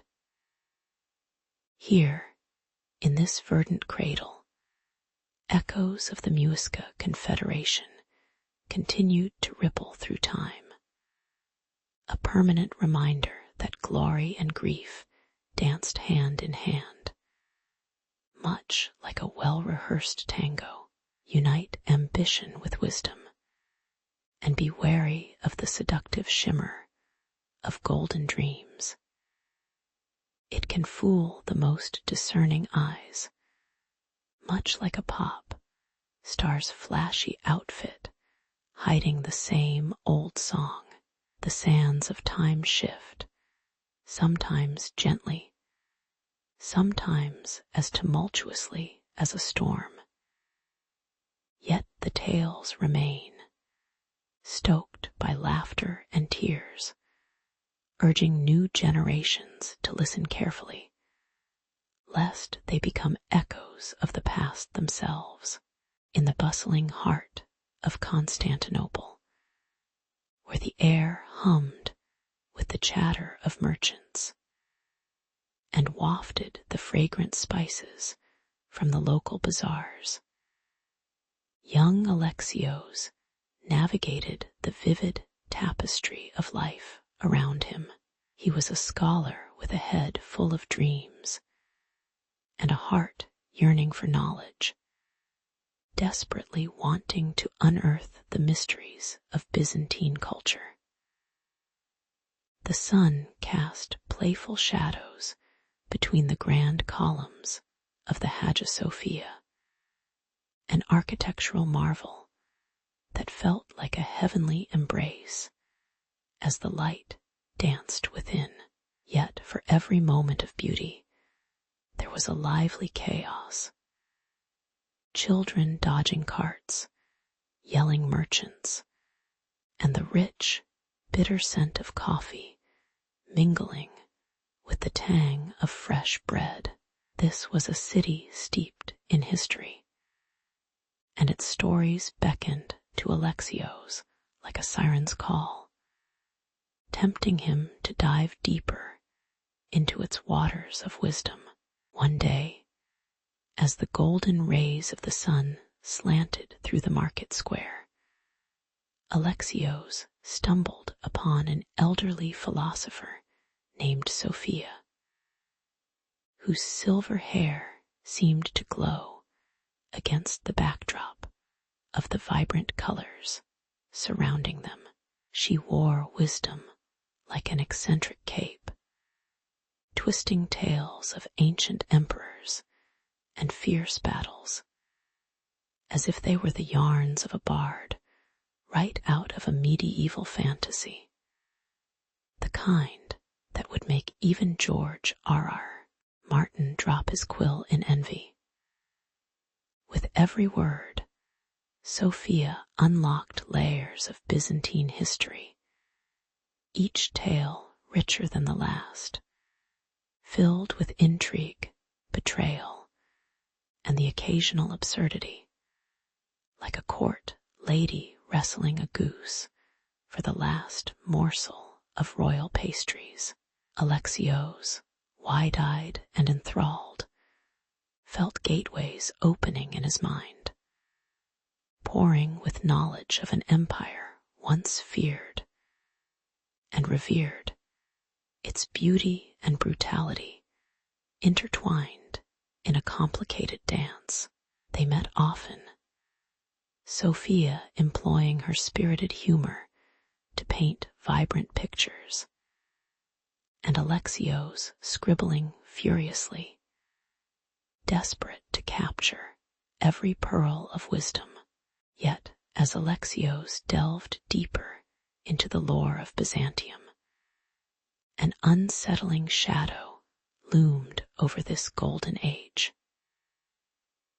Whispers of war began to swirl like the impending storm clouds on the horizon, a grim reminder that the serenity of the city could be upturned at any moment. The clamor of soldiers marching, the resonating clang of metal against metal, was a jarring contrast to the lively philosophy discussions that had become Alexios's sanctuary. It seemed as if the very walls of the city breathed ominously, and the vibrant colors around him began to dull in anticipation of bloodshed. Amidst the chaos, he couldn't help but feel that for every brilliant thought shared with Sophia, a small piece of Byzantine culture was slipping through his fingers like grains of sand, an irony he watched unfold as he sought to preserve what was vibrant and living. As nights fell and the distant sounds of battle echoed in his ears, Alexios's resolve solidified. It wasn't enough to be a passive viewer of history. He felt the call to action deep within his bones. Armed with parchment and ink, he set out on a quest, not to seek glory or titles, but to document the beauty, the philosophy, and the unique cultural threads that made up the fabric of Byzantine life. He envisioned himself as an unlikely hero, a scholarly Indiana Jones, donning not a fedora, but a worn cap, dodging metaphorical boulders of war to preserve what he loved. Each stroke of his quill was a promise, a defiance against the encroaching shadows, a way to encapsulate history in vibrant detail so that future generations could see and feel the pulse of an empire even as it trembled. Through the pages of history he created, Alexios climbed the towering heights of hope, believing that stories have power to inspire, to ignite passion, and to connect hearts across time. Even if the empire crumbled, its echoes would linger through the words he penned, breathless and floating like ghosts across the generations. He felt the weight of the world on his shoulders, one scholar's pen battling against the impending chaos. It's a bit like trying to keep a souffle from collapsing while taking a selfie, harder than it looks. As the impending threat loomed ever closer, Alexios understood the true significance of his mission: to be a beacon in the storm, allowing the light of Byzantine culture to shine through even the darkest of times. And so, his quest was not just a search for knowledge, but a fight for legacy, a stance against the cacophony of despair that threatened to engulf everything he had come to treasure. Gather round, dear listeners, as we turn our gaze to the heart of Constantinople, where the scent of incense mingles with the salty tang of the nearby Bosporus. It's a city buzzing with scholarly fervor, caught in a tempest of ideas and ideals, in the shadow of crumbling stone walls and ancient mosaics. Alexios and Sophia rally a motley crew of like-minded scholars. Picture them as a band of history avengers, armed with scrolls and quills, determined to save their beloved Byzantine heritage from the clutches of oblivion. The air is thick with the weight of their mission, a palpable tension that can almost be tasted, like a spoonful of sour grape must left too long in the sun. Yet as the days wear on, the threats mounting against them grow louder, rival factions prowling like wolves, eager to erase the very essence of Byzantium. These opponents are less concerned with cultural preservation and more with wielding power like a sledgehammer to a house of cards. The scholarly gatherings turn into hushed whispers, nervous glances darting about like fireflies on a summer night, each scholar acutely aware of the looming threat outside. Alexios, once buoyant and fiery, now feels as if he's wading through a marsh of doubt. The chaos swirling around him feels like the soundtrack of a post-apocalyptic film. In this whirlwind of uncertainty, Sophia emerges as a beacon of hope, her voice a soothing balm amidst the chaos. Remember, she tells Alexios, heritage is not just a relic, but a catalyst. It has the power to inspire revolutions. With each word, she spins tales of past glories, like a bard weaving the hero's journey, noble victories, epic battles, and the beauty of resilience that runs through their veins. It's almost cinematic, and Alexios can almost hear the score swell as he leans into her conviction. Feeling the cracks in his resolve begin to mend, he lets the warmth of her faith seep into his weary bones, a refreshing tonic against despair. Outside, the clamor of war drums beats a relentless rhythm, punctuated by the cries of distant battles. The streets of Constantinople echo with the clash of metal as armored men prepare for conflict. The smell of sweat mingling with the pungent odor of charred wood. Paradoxically, amidst this impending chaos, Alexios finds inspiration. The artists he gathers around him work feverishly, their brush strokes etching stories of Byzantium against the canvas of destruction. It's both ironic and heartbreakingly beautiful. Their commitment stands in stark contrast to the looming shadows of censorship and cultural annihilation.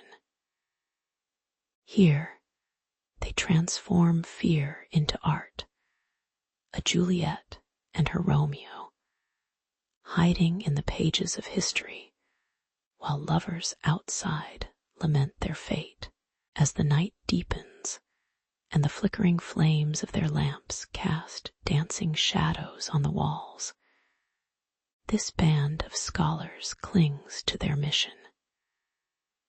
Together, they scribble furiously, pouring their knowledge into manuscripts that echo with the wisdom of their ancestors.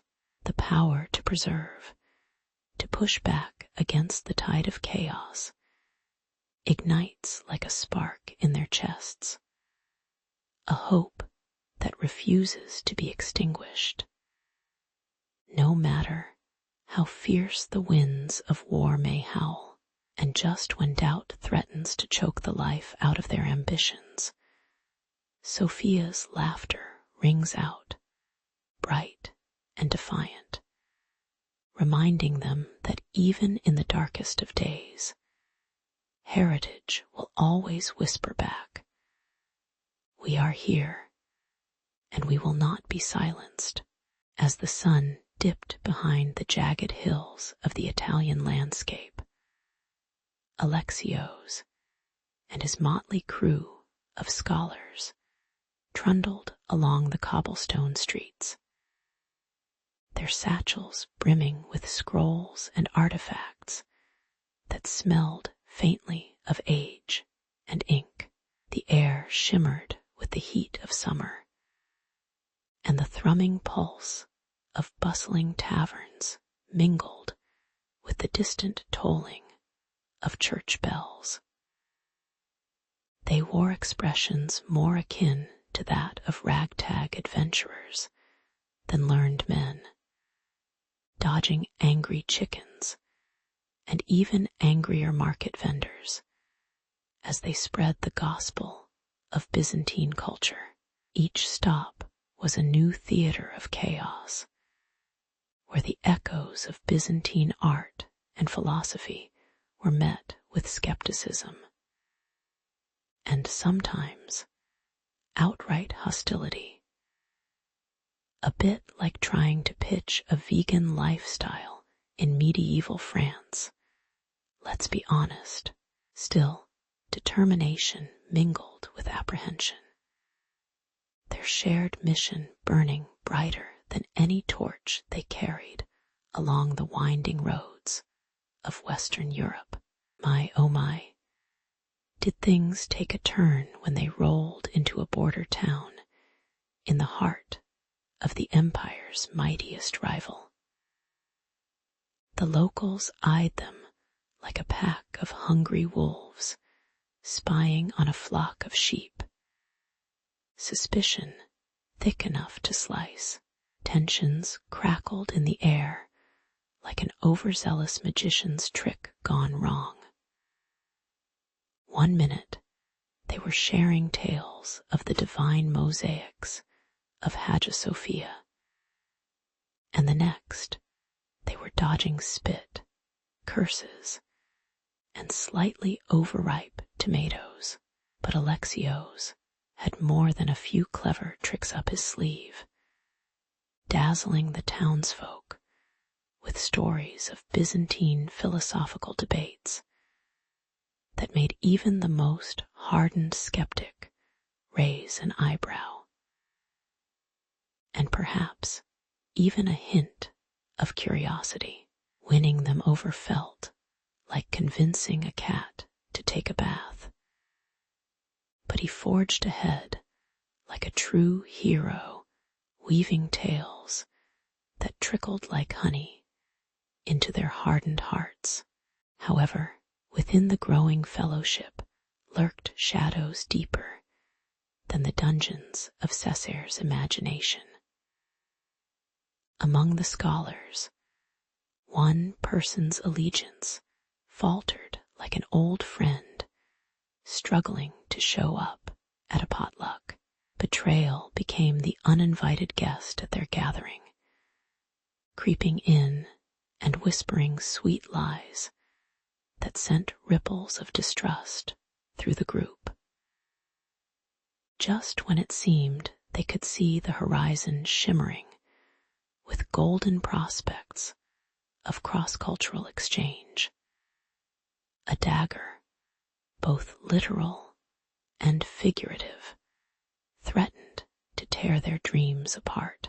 Through a mysterious letter shared with the local lord, their plans were laid bare, and the very foundation of their quest began to crumble like ancient ruins underfoot. As the tension thickened, the atmosphere crackled with irony. Here they were, advocating unity through shared culture, while struggling to keep their own unity intact.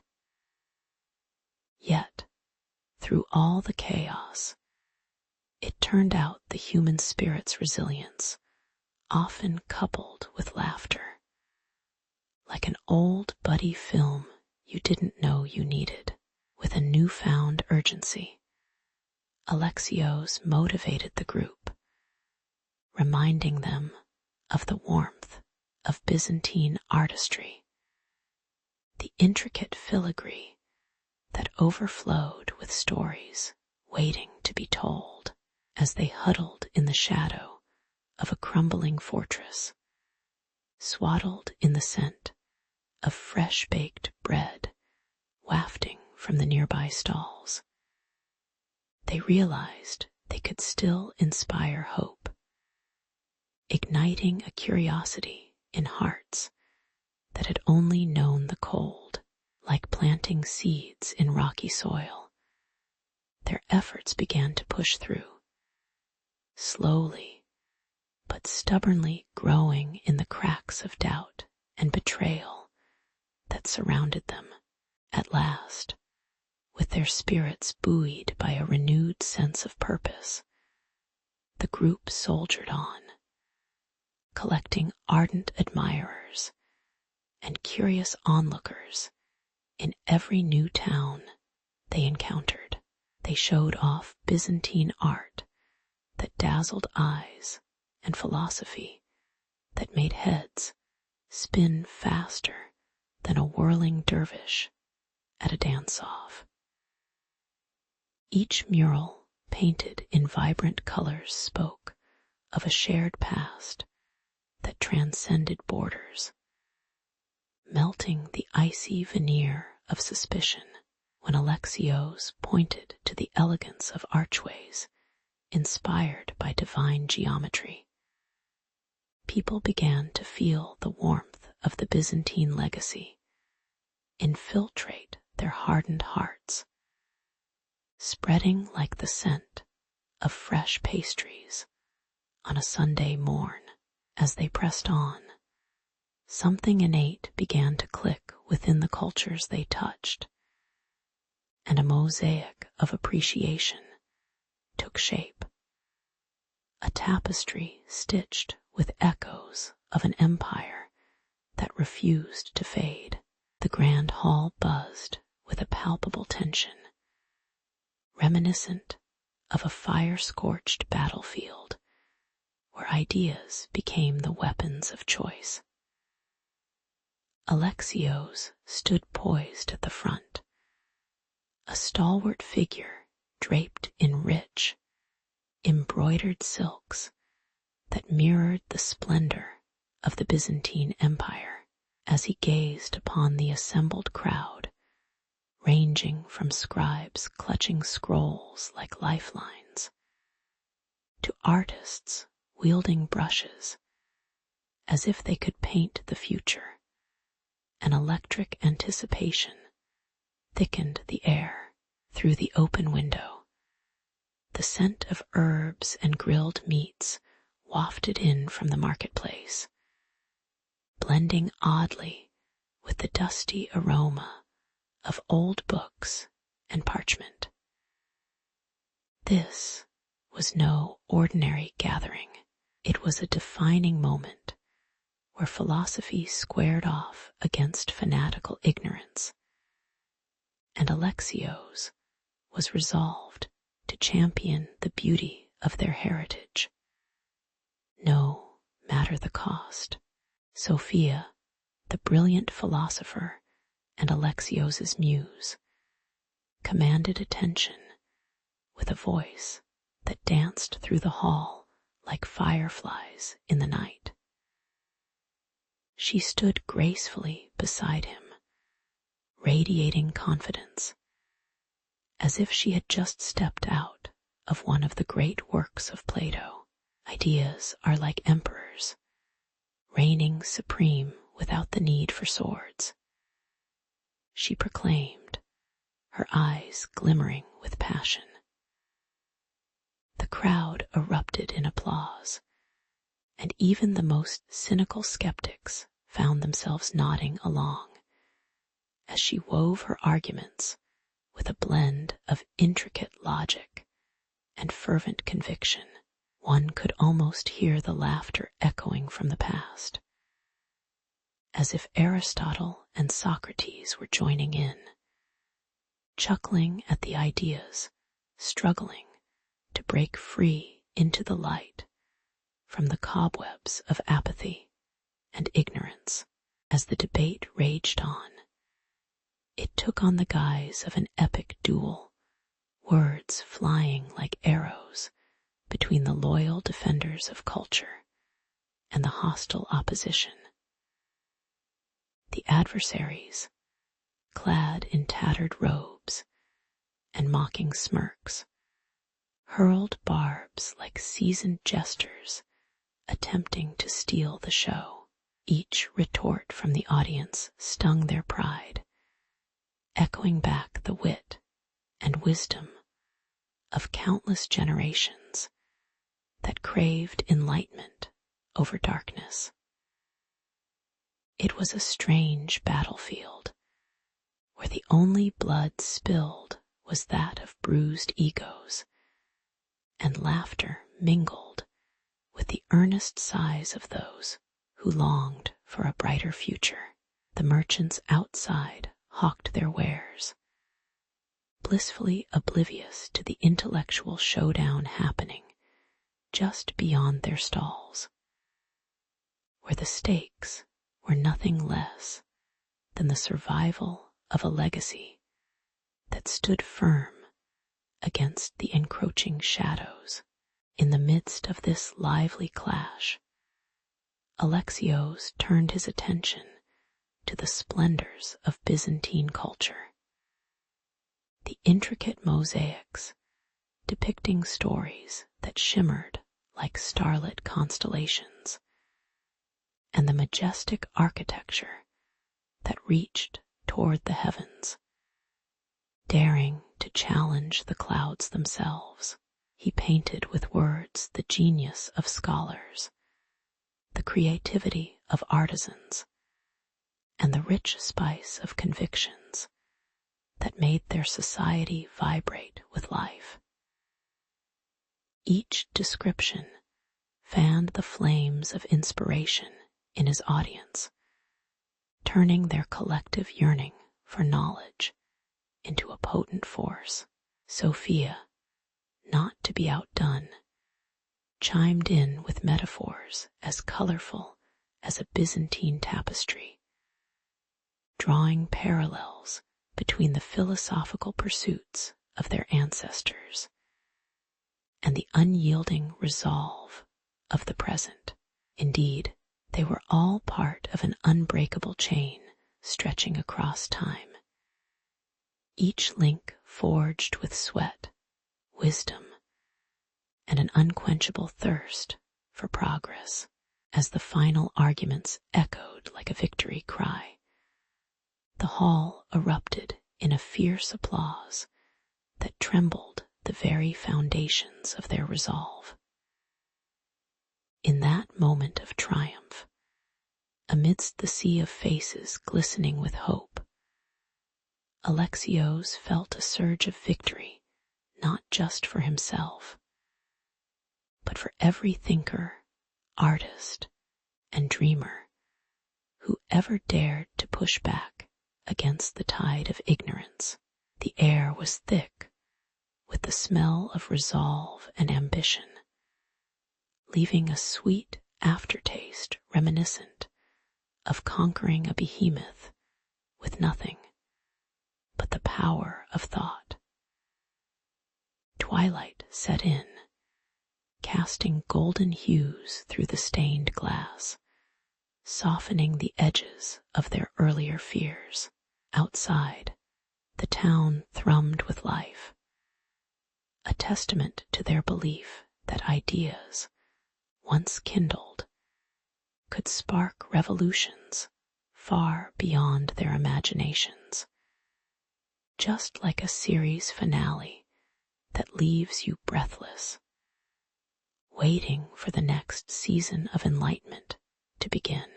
As the dust settled on the battlefield, Alexios stood amidst a kaleidoscope of European cities, each one a living testament to Byzantine brilliance.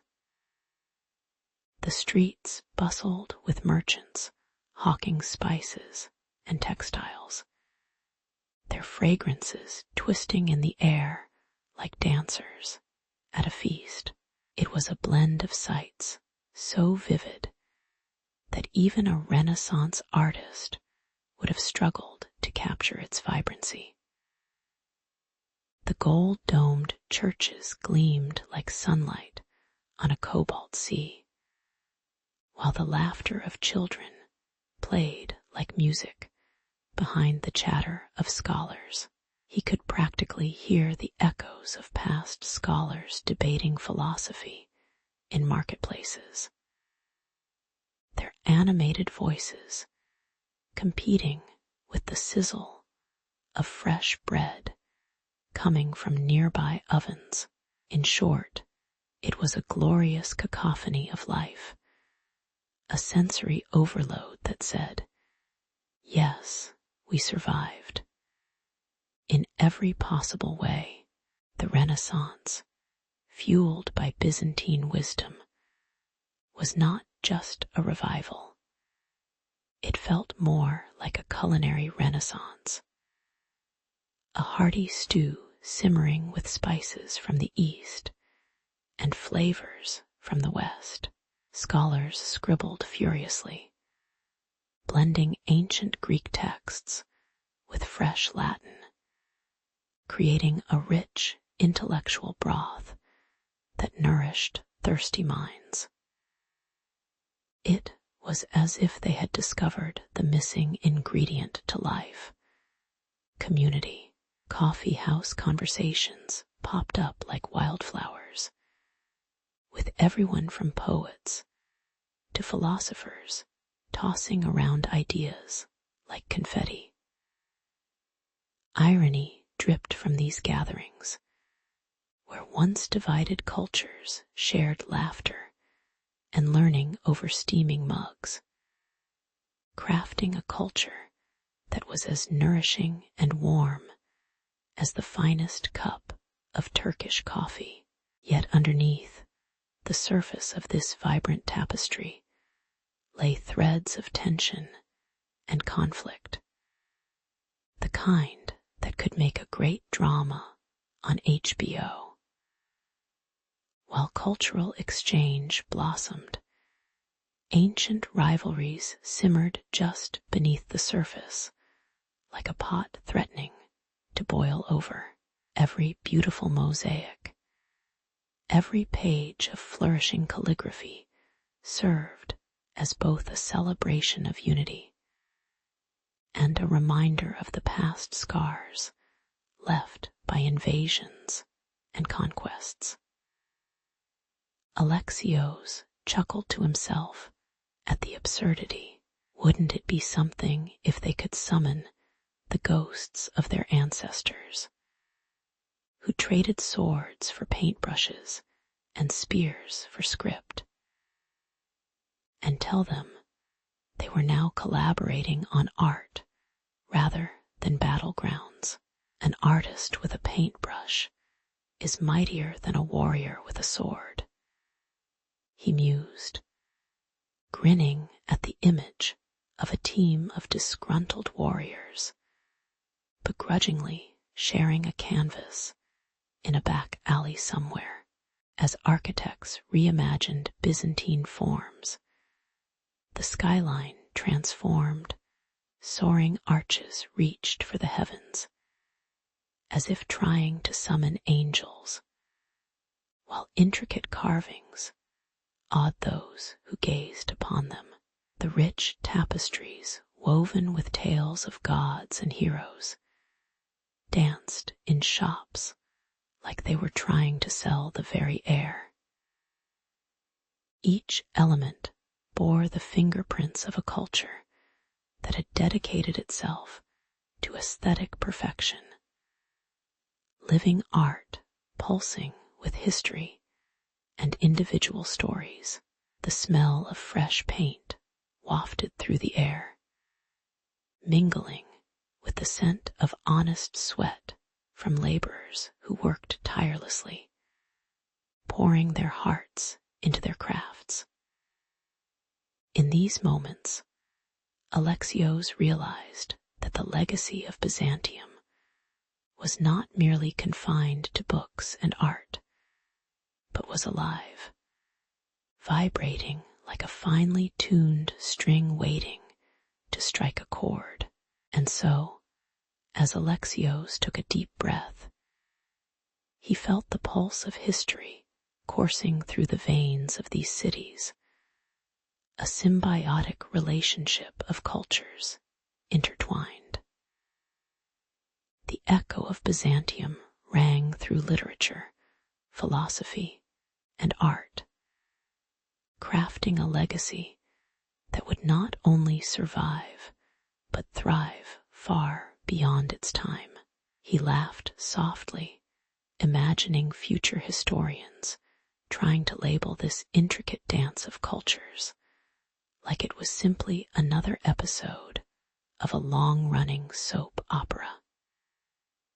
Yet, here it was, a harmonious symphony of human spirit, a reminder that when we blend our histories, instead of battling for supremacy, we become something greater than the sum of our parts, a thriving, messy, and beautiful world. As he surveyed this European landscape, Alexios couldn't help but muse. What's next? A dance-off with the Ottomans? Ah, history, ever hilarious in its twists and turns.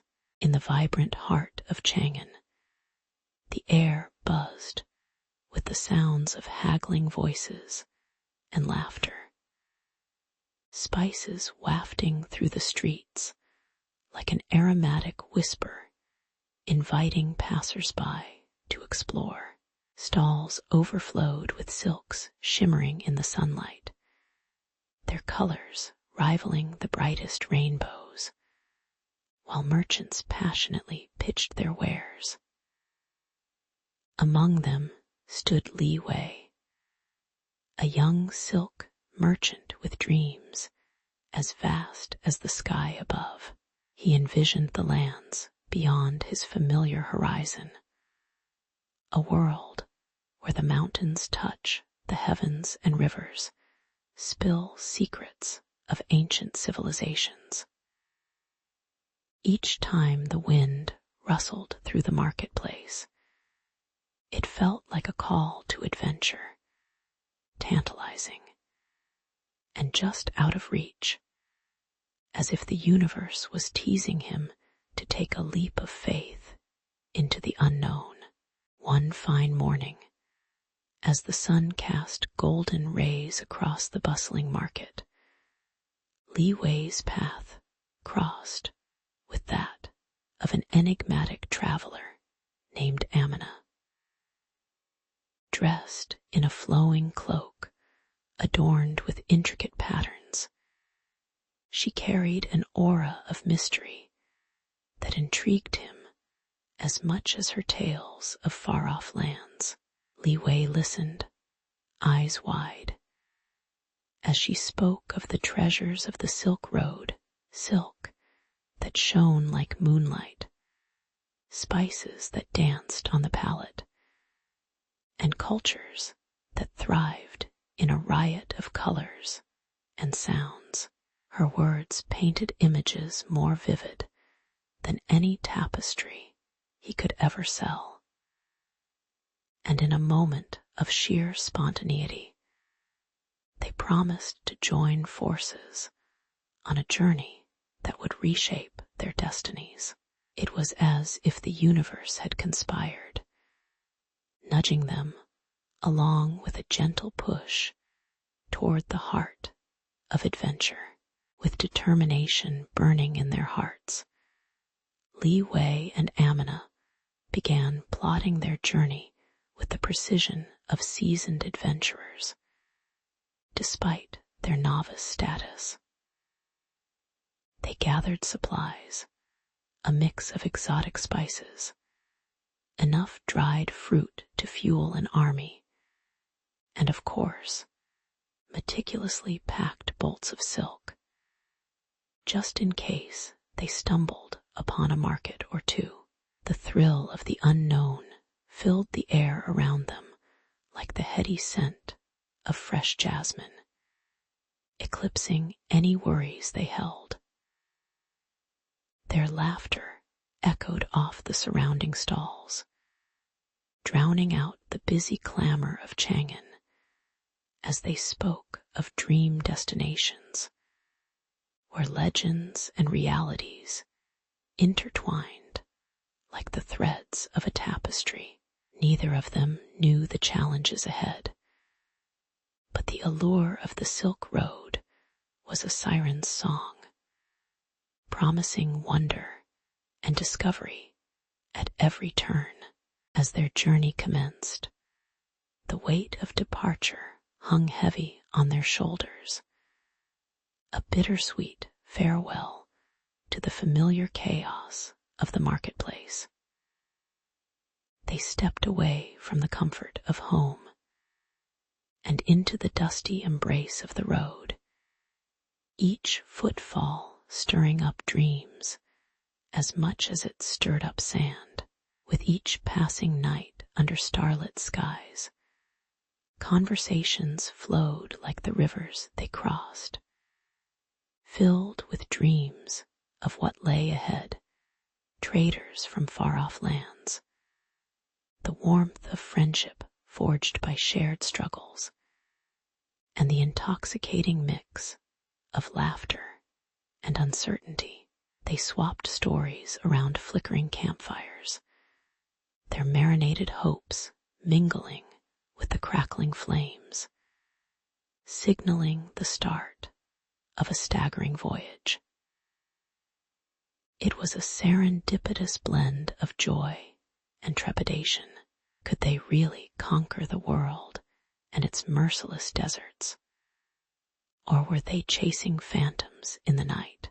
Their escapades brought challenges galore, as the road unfolded like a scroll of ancient tales, navigating treacherous mountain passes and crossing rivers that roared like dragons, spitting forth not just stories, but also the occasional misstep that left them drenched and grinning.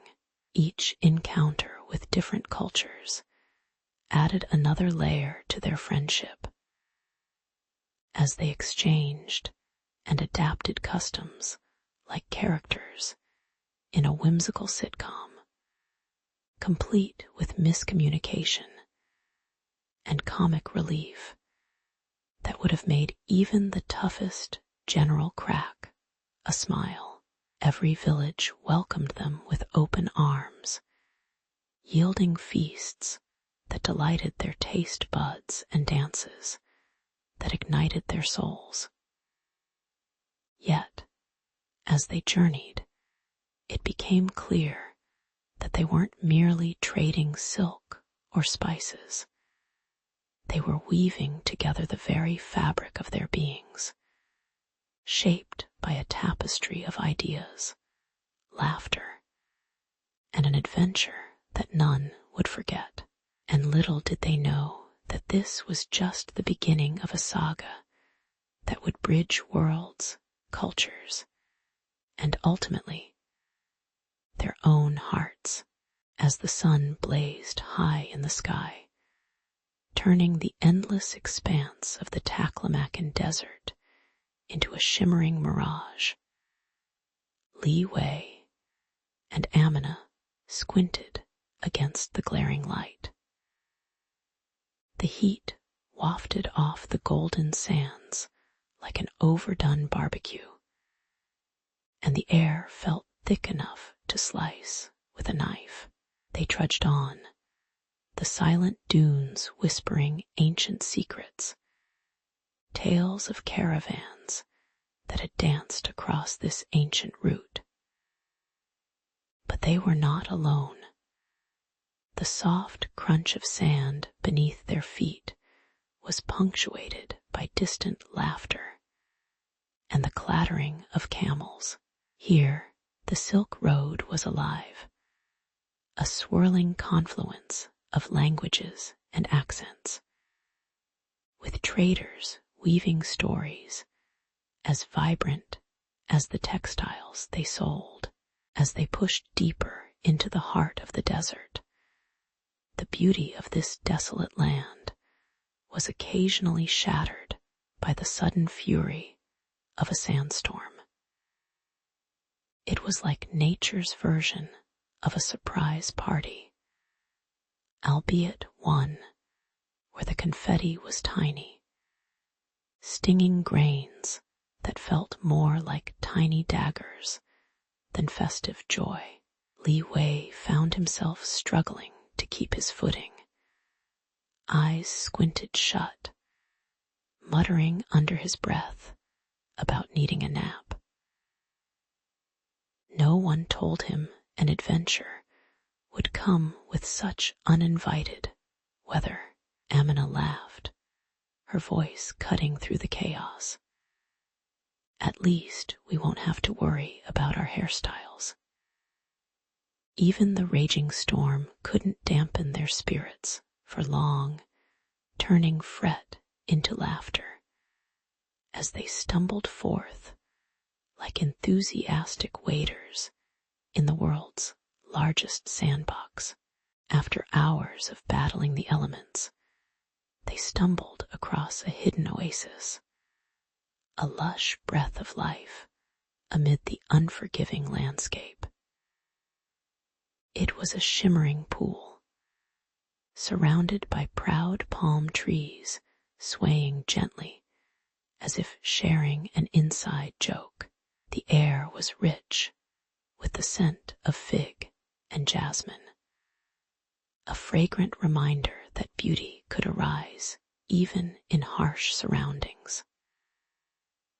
As they shared a meal with a group of friendly traders, the clinking of metal spoons and the laughter echoed off the palm fronds like music in the middle of nowhere.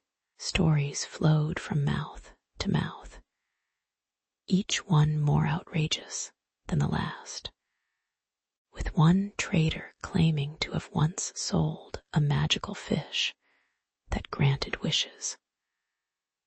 Or was it just a really big catfish?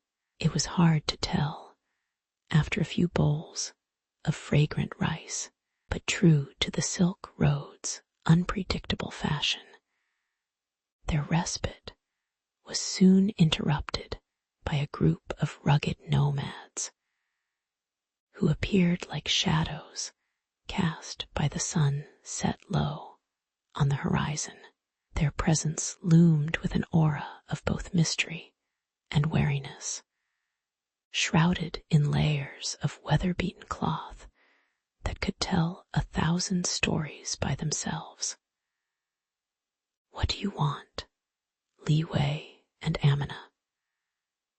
One of the nomads queried, his voice like gravel, punctuating the atmosphere with calculated curiosity. It was as if they had just crashed an elite club meeting, with secret handshakes and whispered passwords. With a mix of trepidation and intrigue, our travelers explained their mission, feeling oddly like characters in a poorly scripted buddy cop movie, trying to persuade the local tough guys that they weren't there to cause trouble. Yet, ever the wild card, the Silk Road proved it could tempt fate just when they thought they had found their footing. Under the cloak of night, and as the stars twinkled like 1,000 winking eyes, bandits descended.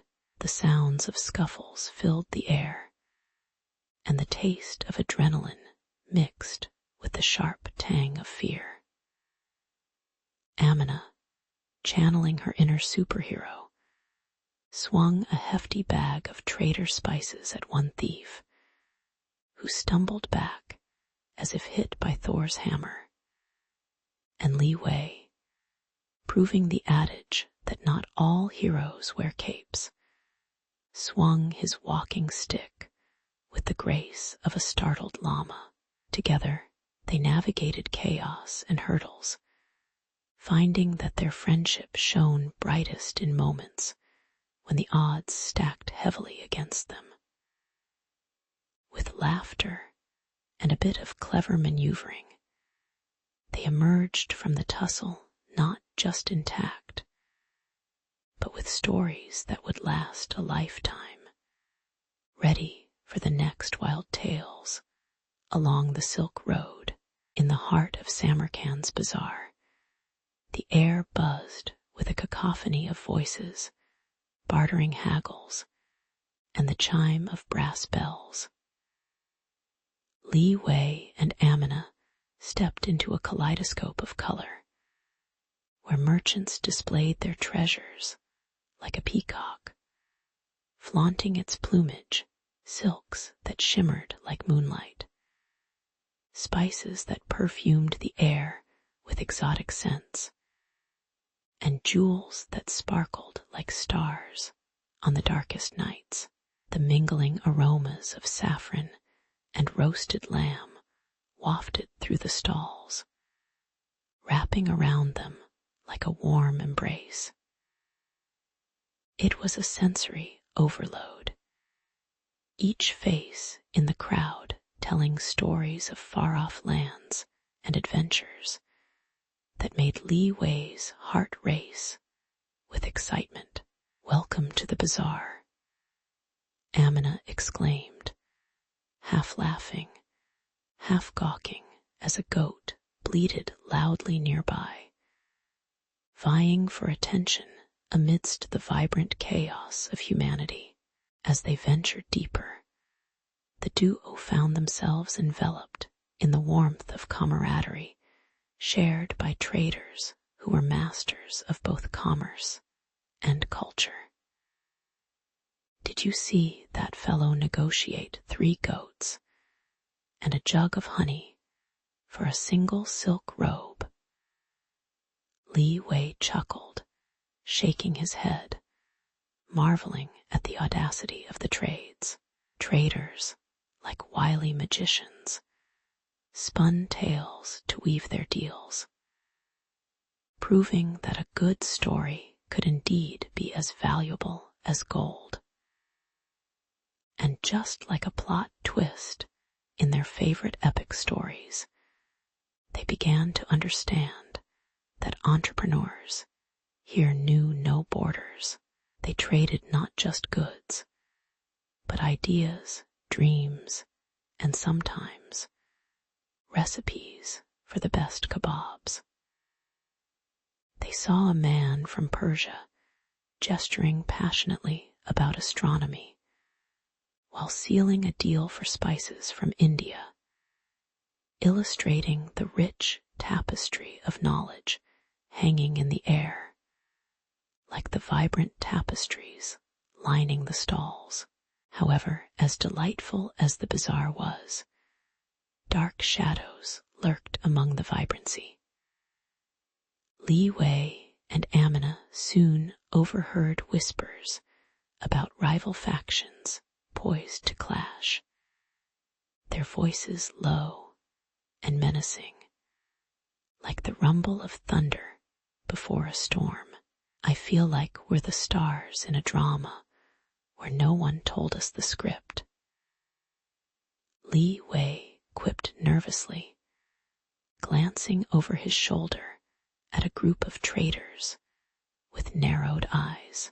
The safe, welcoming environment morphed into a minefield of tension, where trust diminished like sugar dissolving in tea. Every corner seemed to harbor secrets that could turn allies into enemies faster than you could say. Bizarre brawl. The atmosphere thickened with apprehension. Each stall felt like a precarious balancing act on a tightrope strung above a pit of snakes. As evening approached, the bazaar transformed. The golden glow of oil lamps flickered to life, shooting sparks into the air like fireflies on a summer night. But amid the enchantment, Liu Wei sensed the unease in Amina's posture, her bright spirit dimming as factions exchanged glances laden with unspoken threats. They found a quiet corner amidst the clamor, where the chatter faded into a low hum, where they could plot their next move. We need to find a way to dance through these troubles before we end up stepping on the wrong toes.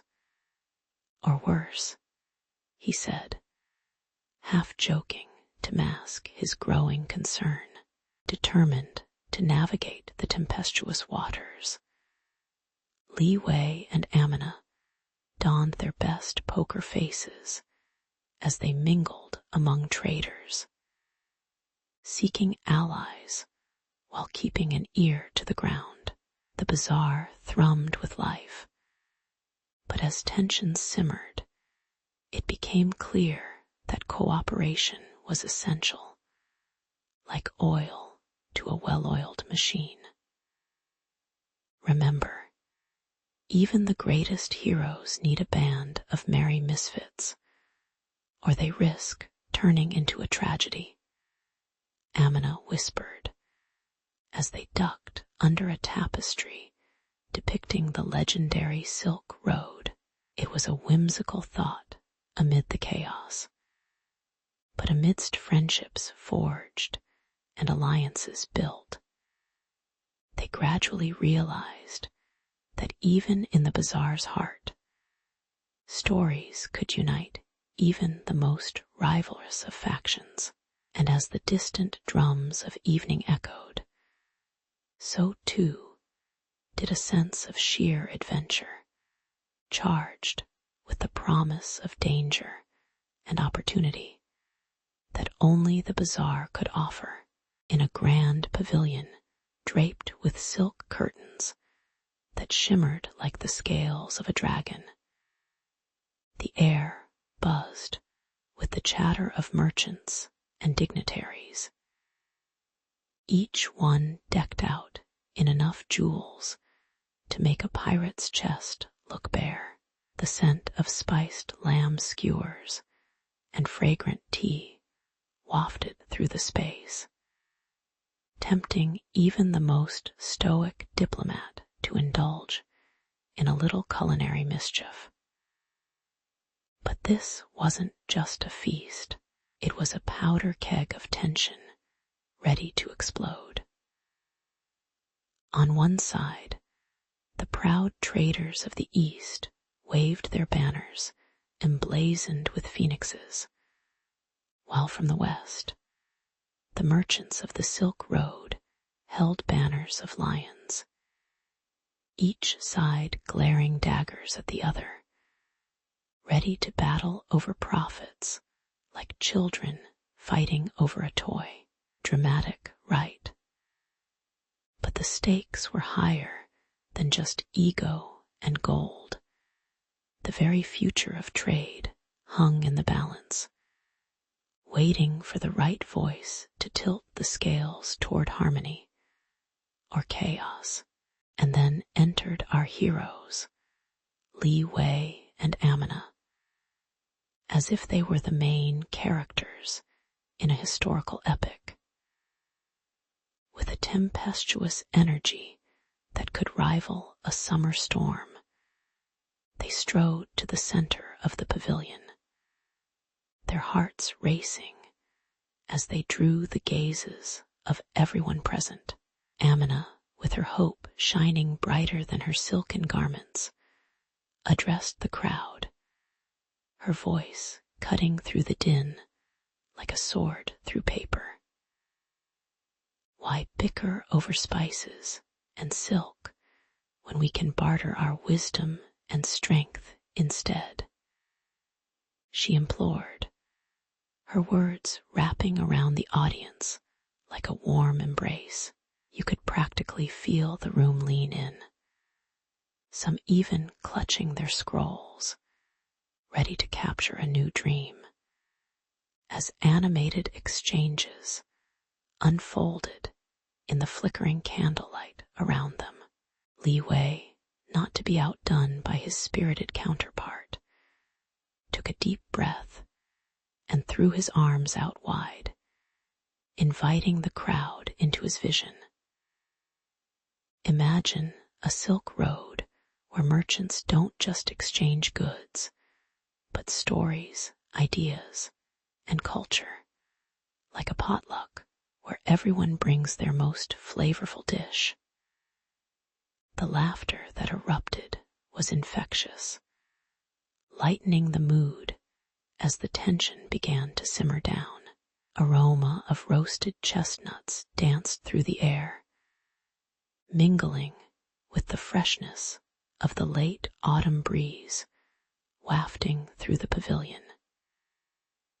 He passionately painted a picture of collaboration, where East met West, not as adversaries, but as partners in a bountiful banquet of trade. It was the ultimate Team USA moment. Except instead of dodging basketballs, they were all dodging daggers of animosity with a shared vision of unity. As their words hung like ripe fruit in the air, the merchants began to exchange glances, their expressions shifting as if they were trying on a new revelatory cloak. It was as if the pavilion itself held its breath, waiting for the verdict from this assembly of titans, warriors cloaked in fine fabrics, but with hearts longing for peace. Some traders nodded thoughtfully, while others squinted like they were trying to read the fine print on a contract nobody understood. The initial snickers of disbelief turned into murmurs of curiosity. The potential for an alliance started to glimmer like golden coins catching the sun. The thought was revolutionary. Why not build bridges, literal and metaphoric, instead of walls? You could almost hear a collective eureka ringing out among the crowd as the delegates mingled and exchanged ideas. Li Wei and Amina stood side by side, their mission accomplished, albeit a bit disheveled by the whirlwind of emotions and back and forth of the impending alliance.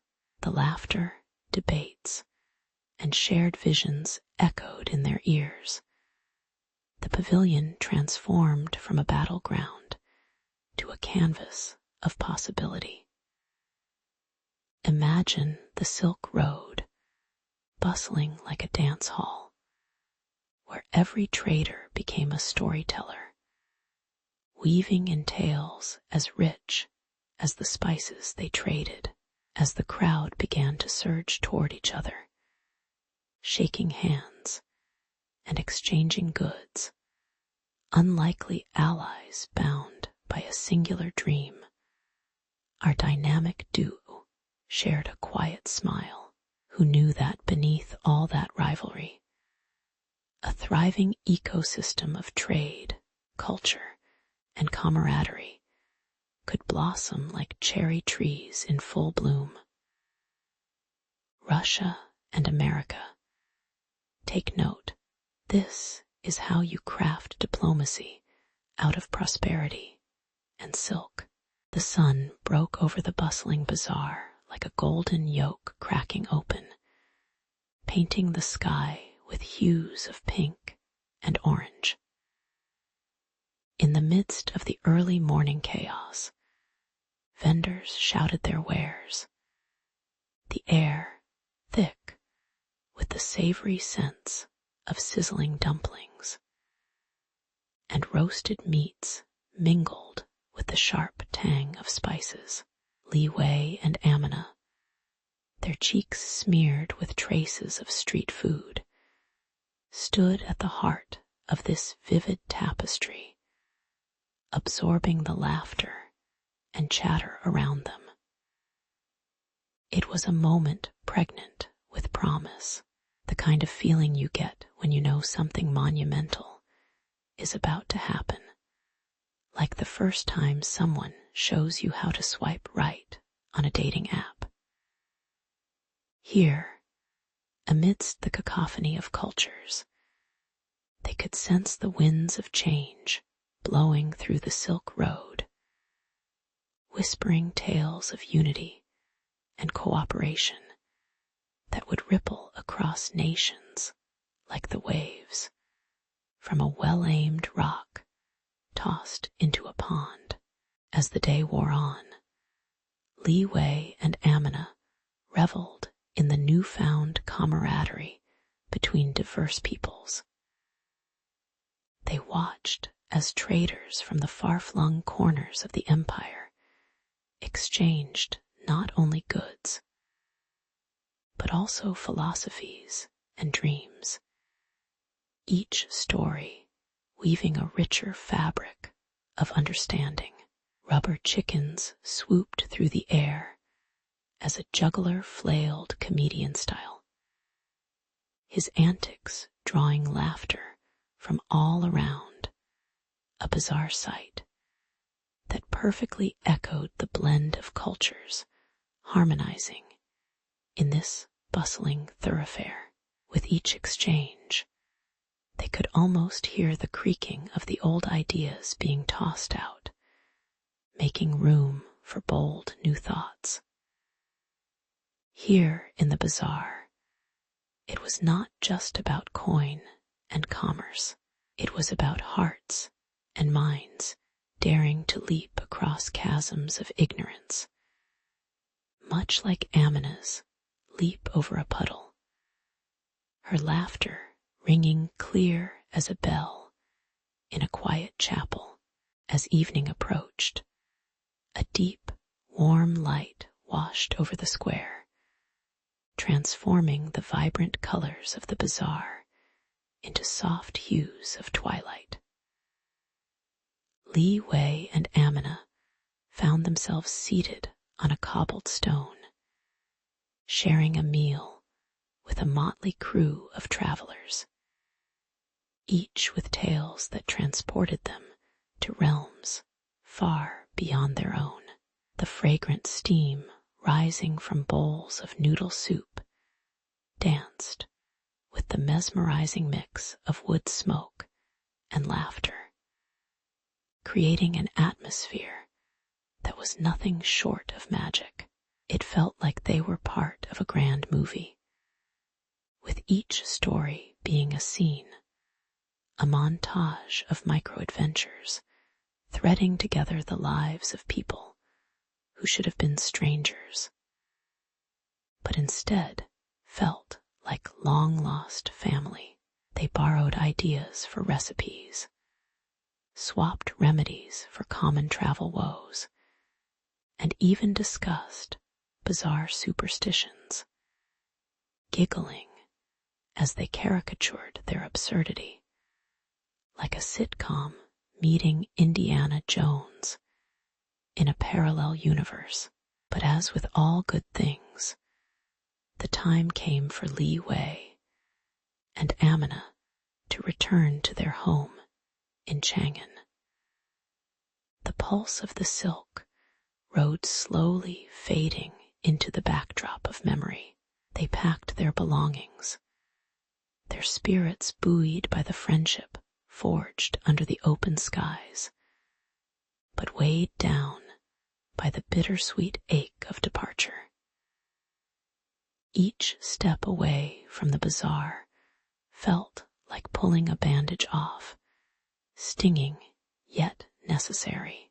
They carried stories, the kind that challenge the status quo, of resilience and connection, that could light a fire in anyone's heart, reigniting dreams that may have flickered out like an old lantern in a forgotten corner.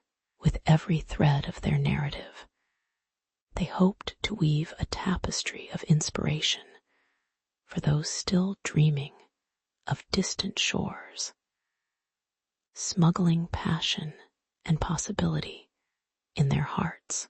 As they traversed back to Chang'an, laughter echoed through the mountain passes, an ironic reminder of both the weight of what they carried and the lightness in their souls. Li Wei joked about how their tales would surely turn into exaggerated legends, like how Amina single-handedly outsmarted a gang of bandits, armed only with a spatula.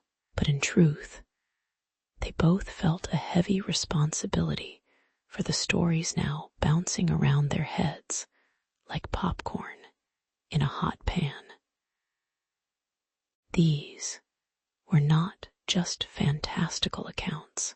They were seeds of change that could grow into mighty oaks of understanding among their people. Arriving home at last, their hearts full, they knew they hadn't just traveled to far-off lands.